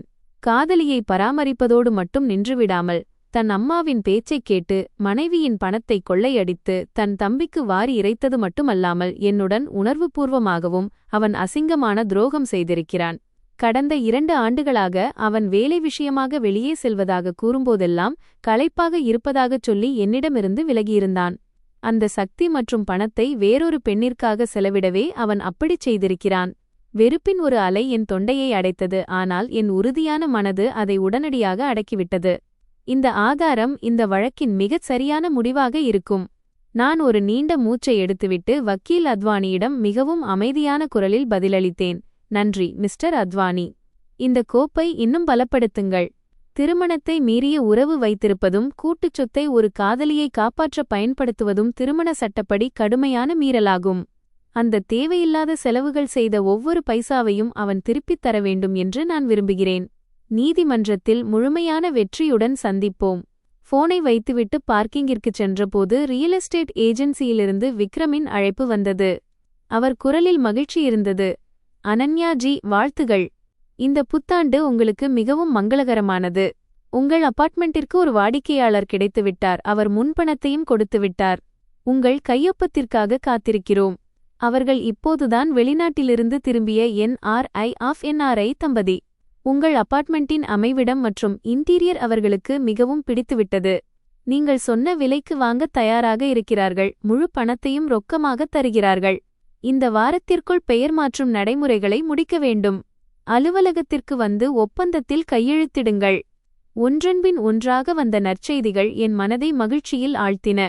நான் உடனடியாக ஏஜென்சியின் அலுவலகத்திற்குச் சென்றேன். கையெழுத்திடும் நடைமுறை வேகமாக முடிந்தது. 5 லட்சம் முன்பணச் செக்கை கையில் வாங்கியபோது நினைவுகள் நிறைந்த அந்த இடத்திலிருந்து நான் நிரந்தரமாக விடுபட்டுவிட்டேன் என்பதை உணர்ந்தேன். பணம் கையில் கிடைத்ததும் நான் ஒரு நிமிடம் கூட தாமதிக்கவில்லை. விக்ரமிடம் எனக்காக இன்னொரு அபார்ட்மெண்ட் தேடுமாறு சொன்னேன். பெரியதாக வேண்டாம், ஒரே ஒரு படுக்கையறை, ஆனால் உயர்தர பாதுகாப்பு மற்றும் நகரத்தை சுற்றி ஓடும் நதியின் அழகான காட்சியை கொண்டிருக்க வேண்டும். விக்ரம் உண்மையிலேயே திறமையான ஏஜென்ட். அன்றே மாலை அவர் எனக்கு 20வது மாடியில் ஒரு அபார்ட்மெண்ட்டை காட்டினார். அது என் எதிர்பார்ப்புகள் அனைத்தையும் பூர்த்தி செய்தது. காற்றோட்டமான பால்கனியில் நின்று மறையும் சூரிய ஒளியில் அமைதியாக ஓடும் நதியை பார்த்தபோது எந்த தயக்கமுமின்றி அதை வாங்குவதற்கு உடனடியாக முடிவெடுத்தேன். இது என்னுடைய புதிய இல்லமாக இருக்கும். அங்கே துரோகத்திற்கோ கண்ணீருக்கோ எந்த நிழலும் இருக்காது. அடுத்த சில நாட்கள் மகிழ்ச்சியான பிஸியான சூழலில் கழிந்தன. சொத்து ஆவணங்கள் தொடர்பான அனைத்து வேலைகளையும் விக்ரமிடம் ஒப்படைத்தேன். மீதமுள்ள நேரத்தை என் தந்தையின் மரவேலைப்பாட்டு ஹேண்டிகிராஃப்ட்ஸ் கடையில் செலவிட்டேன். என் பழைய வேலையை விட்டுவிட்டு என் வாழ்க்கைக்கு நானே எஜமானியாக முடிவு செய்திருந்தேன். கமல் மாமா எனக்காக கடையை சுத்தம் செய்து கொடுத்தார். நானே அதை மறுசீரமைப்பதற்கான வடிவமைப்பை உருவாக்கினேன். பழைய சுவர்களின் நிறத்தை மாற்றினேன். மர அலமாரிகளை புத்தக அலமாரிகளாக கச்சிதமாக மாற்றினேன். எளிய மரமேசைகள், நாற்காலிகள், செழிப்பான செடிகள் மற்றும் மஞ்சள் நிற விளக்குகளை வாங்கினேன். நான் ஒரு புக் கேஃபே தொடங்கப் போகிறேன். அங்கே அமைதியை விரும்புவோர் வந்து ஒரு கப் டீ பருகி நல்ல புத்தகத்தை படித்து தங்கள் கவலைகளை மறக்கலாம். இது என் இளமை காலத்து கனவு. ஒரு நல்ல மனைவியாகவும் மருமகளாகவும் இருக்க வேண்டும் என்று நினைத்து இதை கைவிட்டிருந்தேன். இன்று அதை என் உழைப்பால் மீண்டும் கட்டி எழுப்புகிறேன். ஒரு வார காலம் கண்ணிமைக்கும் நேரத்தில் கடந்துவிட்டது. இன்று காலை நகரத்தின் வானம் தெளிவாகவும் நீலமாகவும் இருந்தது. சூரியனின் பொன்னிற கதிர்கள் நீதிமன்ற கட்டிடத்தின் மீது விழுந்தன. வசந்த காலத்தின் வெப்பம் குளிரை விரட்டியது. நான் லேசான நீல நிறத்தில் ஒரு உடை அணிந்திருந்தேன். என் தலைமுடி கொண்டை போடப்பட்டிருந்தது. என் மேக்கப் மிகவும் நுணுக்கமாகவும் கவர்ச்சிகரமாகவும் இருந்தது. நான் மிகுந்த பெருமிதத்துடனும் தன்னம்பிக்கையுடனும் நீதிமன்ற படிக்கட்டுகளில் ஏறினேன். என் அருகில் வக்கீல் அத்வானி பலமான ஆதாரங்கள் நிறைந்த பிரீஃப்கேஸுடன் இருந்தார். நீதிமன்ற அறைக்குள் நுழைந்ததும் ஒரு தீவிரமான அமைதி நிலவியது. ரோஹனின் குடும்பத்தினர் ஏற்கனவே அங்கே இருந்தனர். அவர்களை பார்த்தபோது என்னால் அடையாளம் காணவே முடியவில்லை. வெறும் ஒரு வாரத்தில் அவர்கள் அவ்வளவு பரிதாபமாக மாறியிருந்தனர். ரோஹன் சுருங்கிய சட்டையை அணிந்திருந்தான். தாடி வளர்ந்திருந்தது. கண்கள் ஆழ்ந்த விரக்தியில் இருந்தன. பார்வையாளர் இருக்கையில் அமர்ந்திருந்த சாவித்ரி ஜி இன்னும் 10 ஆண்டுகள் முதியவர் போல தெரிந்தனர். அவர் தலைமுடி நரைத்திருந்தது. முகம் வெளிறிப்போய் துயரத்தில் இருந்தது. போலீஸ் கைது மற்றும் வக்கீல் செலவிற்காக பணம் தேடி அலைந்த ஓட்டம் அவர்களின் மீதமுள்ள சக்தியையும் பறித்துவிட்டிருந்தது. கரணும் பிரியாவும் வரவில்லை. அந்த 20 லட்சம் ரூபாய் பற்றிய விசாரணைக்கு பயந்து எங்காவது ஒளிந்திருக்கலாம். ஒரு தீவிரமான நீதிபதியின் தலைமையில் நீதிமன்ற நடவடிக்கைகள் தொடங்கின. வாதங்களை முன்வைக்கச் சொன்னபோது வக்கீல் அத்வானி நேராக எழுந்து நின்றார். அவரது தெளிவான குரலில் ஒவ்வொரு வார்த்தையும் துல்லியமாக ஒலித்தன. அவர் ஒவ்வொன்றாக எனது திருமணத்திற்கு முந்தைய சொத்துக்களுக்கான ஆதாரங்களை சமர்ப்பித்தார். அதில் அபார்ட்மெண்ட் ஆவணங்கள் மற்றும் என் தந்தையின் உயில் ஆகியவை அடங்கும். ரோஹனின் வழக்கறிஞர் வீட்டின் பழுதுபார்ப்பு மற்றும் ஃபர்னிச்சர் வாங்குவதற்கு ரோஹன் பணம் செலவழித்ததால் அவனுக்கு சொத்தில் பங்கு உண்டு என்று வாதிட முயன்றார். ஆனால் வக்கீல் அத்வானி உடனடியாக வங்கி அறிக்கைகளை சமர்ப்பித்தார். வீட்டின் அனைத்து செலவுகளும் எனது தனிப்பட்ட கிரெடிட் கார்டு மற்றும் சம்பளத்திலிருந்தே செய்யப்பட்டுள்ளன என்பது அதன் மூலம் நிரூபணமானது. ரோஹன் எந்த ஒரு பங்களிப்பையும் செய்ததற்கான ஆதாரம் எங்கும் இல்லை. நீதிமன்ற விசாரணையின் உச்சக்கட்டம் வக்கீல் அத்வானி சொத்து பங்கீடு மற்றும் பணப்பரிமாற்றம் குறித்த விவகாரங்களை எழுப்பியபோது வந்தது. ரோஹன் ரகசியமாக கரண் மற்றும் பிரியாவிற்கு அனுப்பிய லட்சக்கணக்கான ரூபாய் பரிமாற்ற விவரங்கள், உணவகத்தில் ரோஹனும் அவன் அம்மாவும் சதி செய்த உரையாடல் பதிவு என அனைத்தும் சமர்ப்பிக்கப்பட்டன. நீதிபதி தன் புருவங்களை சுருக்கி சொத்தை அபகரிக்க முயன்ற இந்த துரோகச் செயல் குறித்து ரோஹனிடம் கடுமையான கேள்விகளை கேட்டார். ரோஹன் திக்குமுக்காடினான், வியர்வையில் நனைந்தான், தலைகுனிந்தான். அவனால் எந்த ஒரு தர்க்கரீதியான பதிலும் சொல்ல முடியவில்லை. இறுதி மற்றும் தீர்க்கமான தாக்குதல் வக்கீல் அத்வானி ரோஹனின் திருமணத்திற்கு புறம்பான உறவுக்கான ஆதாரங்களை சமர்ப்பித்தபோது நடந்தது. அந்த புகைப்படங்களில் அவன் தனது இளம் காதலியுடன் வாடகை வீட்டில் வந்து செல்வதும் ஒருவரையொருவர் அணைத்துக் கொண்டிருப்பதும் தெளிவாக தெரிந்தன. ரோஹனின் சம்பளக் கணக்கிலிருந்து அந்த பெண்ணுக்கு விலையுயர்ந்த நகை, துணிகள் வாங்கிய பில்களும் அனைவர் முன்னிலையிலும் வைக்கப்பட்டன. நீதிமன்ற அறையில் திடீர் பரபரப்பு ஏற்பட்டது. 3 மாத கால இழுபறிக்குப் பிறகு ஆதாரங்களின் அடிப்படையில் விவாகரத்து வழக்கின் இறுதி விசாரணை நடந்தது. பார்வையாளர் இருக்கையில் இருந்த சாவித்ரி ஜீன் வாய் திறந்தபடியே இருந்தது. அவர் நெஞ்சை பிடித்துக்கொண்டு மூச்சிறைக்கத் தொடங்கினார். தன் மகன் ஒரு உத்தமன் என்று எப்போதும் பெருமையாக பேசி வந்தவருக்கு இன்று அந்த உண்மை அவ்வளவு அசிங்கமாக வெளிப்பட்டதில் தலைகுனிய இடம் இல்லாமல் போனது. ரோஹன் முற்றிலும் உடைந்து போயிருந்தான். அவன் முழங்கால்கள் நடுங்கின, மேசையின் மீது தலையை வைத்து அழுதான். அவனது பொய்கள் அனைத்தும் ஆதாரங்களால் தகர்க்கப்பட்டன. நீதிபதி தீர்ப்பை உரக்க வாசித்தார். வலுவான ஆதாரங்களின் காரணமாக சட்டம் உண்மையின் பக்கம் நின்றது. நீதிமன்றம் எனது ஒருதலைப்பட்ச விவாகரத்து மனுவை அங்கீகரித்தது. சொத்து விவகாரத்தில் அந்த ஆடம்பர அபார்ட்மெண்ட் மற்றும் கடையின் இடம் ஆகியவை எனது தனிப்பட்ட சொத்துக்களாக உறுதி செய்யப்பட்டன. ரோஹன் தன் தம்பிக்கு வழங்கிய 20 லட்சம் ரூபாயை வசூலித்து எனக்கு திரும்ப வழங்க உத்தரவிடப்பட்டது. அத்துடன் காதலிக்கு செலவு செய்த பணத்திற்கு நஷ்டஈடு வழங்கவும் கூறப்பட்டது. ரோஹன் திருமண விதிகளின்படி கடுமையான துரோகம் செய்ததாலும் மன உளைச்சலை ஏற்படுத்தியதாலும் கூட்டுச் சொத்தில் எனக்கு 80%, ரோஹனுக்கு 20% மட்டுமே கிடைக்கும் என்றும் தீர்ப்பளிக்கப்பட்டது. மேலும் எனக்கு இழைக்கப்பட்ட மன உளைச்சலுக்காக அவன் பெரும் தொகையை இழப்பீடாக வழங்க வேண்டும் என்றும் நீதிபதி உத்தரவிட்டார். நான் இந்த வழக்கை சிறப்பான முறையில் வென்றேன். மற்றவர்களின் வாழ்க்கையை சிதைக்க திட்டம் தீட்டியவர்களுக்கு எந்தவிதமான சமரசமும் அல்லது இரக்கமும் இல்லாத முழுமையான வெற்றி இது. நீதிமன்றத்தின் வாயிலை தாண்டி வெளியே வந்தபோது சூரியனின் பிரகாசமான ஒளி என் கண்களில் பட்டது. புதிய சுதந்திர காற்று என் நெஞ்சை நிரப்பியது. வக்கீல் அத்வானி எனக்கு வாழ்த்து தெரிவித்துவிட்டு தனது காரில் ஏறிச் சென்றார். நான் சிறிது நேரம் படிக்கட்டுகளில் நின்று வாகனங்களின் கூட்டத்தை பார்த்து கொண்டிருந்தேன். திடீரென்று எனக்கு பின்னால் வேகமான காலடிச் சத்தங்கள் கேட்டன. நான் திரும்பி பார்த்தேன். ரோஹன் தள்ளாடியபடி ஓடி வந்தான். அவனது கண்கள் சிவந்தும் வீங்கியும் இருந்தன. அவனது தோள்கள் சோர்ந்து போயிருந்தன. அவன் பார்ப்பதற்கு மிகவும் பரிதாபமாக இருந்தான். என்னிடமிருந்து 2 அடி தூரத்தில் அவன் நின்றான். அவன் நடுங்கும் உதடுகள் கடைசி முறையாக எதையோ சொல்ல முயன்றன. அனன்யா, நான் அனைத்தையும் இழந்துவிட்டேன். தங்குவதற்கு வீடில்லை. வாழ்வதற்கு பணமில்லை. என் நிறுவனத்திற்கு என் வழக்கைப் பற்றி தெரிந்ததும் என்னை வேலையிலிருந்து நீக்க முடிவு செய்திருக்கிறார்கள். என் அம்மாவின் இரத்த அழுத்தம் அதிகரித்து மருத்துவமனையில் சேர்க்கப்பட்டுள்ளார். ப்ளீஸ், நம் பழைய உறவின் மீது சத்தியமாக அந்த இழப்பீட்டுத் தொகையை மட்டும் மன்னித்துவிடு. நான் உண்மையிலேயே மோசமான சிக்கலில் இருக்கிறேன் என்று கெஞ்சினான். ஒரு காலத்தில் என் கணவனாக இருந்த அந்த மனிதனின் விரக்தியான கண்களை நான் நேராக பார்த்தேன். அவனது கோழைத்தனம் உண்மையில் அருவருக்கத்தக்கதாக இருந்தது. கடைசி நிமிடம் வரை அவன் தன் தவறுகளை எதிர்கொள்ளத் துணியாமல் மற்றவர்களிடம் இரக்கம் கேட்டு பிச்சை எடுக்கிறான். நான் மெதுவாக தலையசைத்தேன். என் முகம் பனிக்கட்டி போல அமைதியாகவும் குளிர்ச்சியாகவும் இருந்தது. தீர்ப்பு வழங்கப்பட்டுவிட்டது. சட்டம் தன் கடமையை செய்துவிட்டது. அந்த பணம் என் வியர்வை சிந்திச் சேர்த்தது. அதில் ஒரு பைசாவை கூட நான் விட்டுக் கொடுக்க மாட்டேன். இந்த வழியை நீயும் உன் அம்மாவும் தான் தேர்ந்தெடுத்தீர்கள். நீங்கள் என் உழைப்பைக் கொள்ளையடிக்கவும் என் தந்தையின் சொத்தை அபகரிக்கவும் திட்டமிட்டபோது நான் என்ன நிலையில் இருப்பேன் என்று ஒரு முறையாவது நினைத்தீர்களா? இப்போது உன் வினைக்கான பலனை நீயே அனுபவி. ரோஹன், நீ நன்றாக வாழ்வாய் என்று நம்புகிறேன். இனிமேல் எந்த பெண்ணின் வாழ்க்கையையும் சிதைக்காதே என்று உனக்கு அறிவுரை கூறுகிறேன் என்று கூறிவிட்டு உறுதியுடன் திரும்பி நடந்தேன். நான் ஒரு முறை கூட திரும்பி பார்க்கவில்லை. ரோஹனின் இயலாமை அலறல்கள் நகரத்தின் இரைச்சலில் மூழ்கிப் போயின. நான் பார்க்கிங்கை நோக்கி நடந்து காரின் கதவை திறந்து டிரைவர் இருக்கையில் அமர்ந்தேன். கார் மென்மையான சாலையில் சீராக முன்னேறியது. மியூசிக் சிஸ்டத்தை ஆன் செய்தேன். வசந்த காலத்தின் மகிழ்ச்சியான இசை சூழல் முழுவதும் எதிரொலித்தது. நான் தன்னம்பிக்கையுடன் எக்ஸிலரேட்டரை அழுத்தினேன். கடந்த காலத்தின் இருளையும் அந்த வடுக்களையும் கண்ணீரையும் துரோகம் செய்த அந்த மனிதர்களையும் பின்னால் விட்டுவிட்டு கார் வேகமாக சென்றது. எனக்கு முன்னால் நதிக்கு மேலே ஒரு பாலம் இருந்தது. 20வது மாடியில் ஒளியால் நிறைந்த என் சிறிய அழகான அபார்ட்மெண்ட் மற்றும் திறப்பு விழாவிற்காக காத்திருக்கும் அந்த புக் கஃபே ஆகியவை எனக்காக காத்திருந்தன. சூரியனின் பிரகாசமான ஒளி விண்ட்ஷீல்டு வழியாக உள்ளே வந்து வலிமையான, சுதந்திரமான மற்றும் மகிழ்ச்சியான ஒரு பெண்ணின் நிழலை உருவாக்கியது.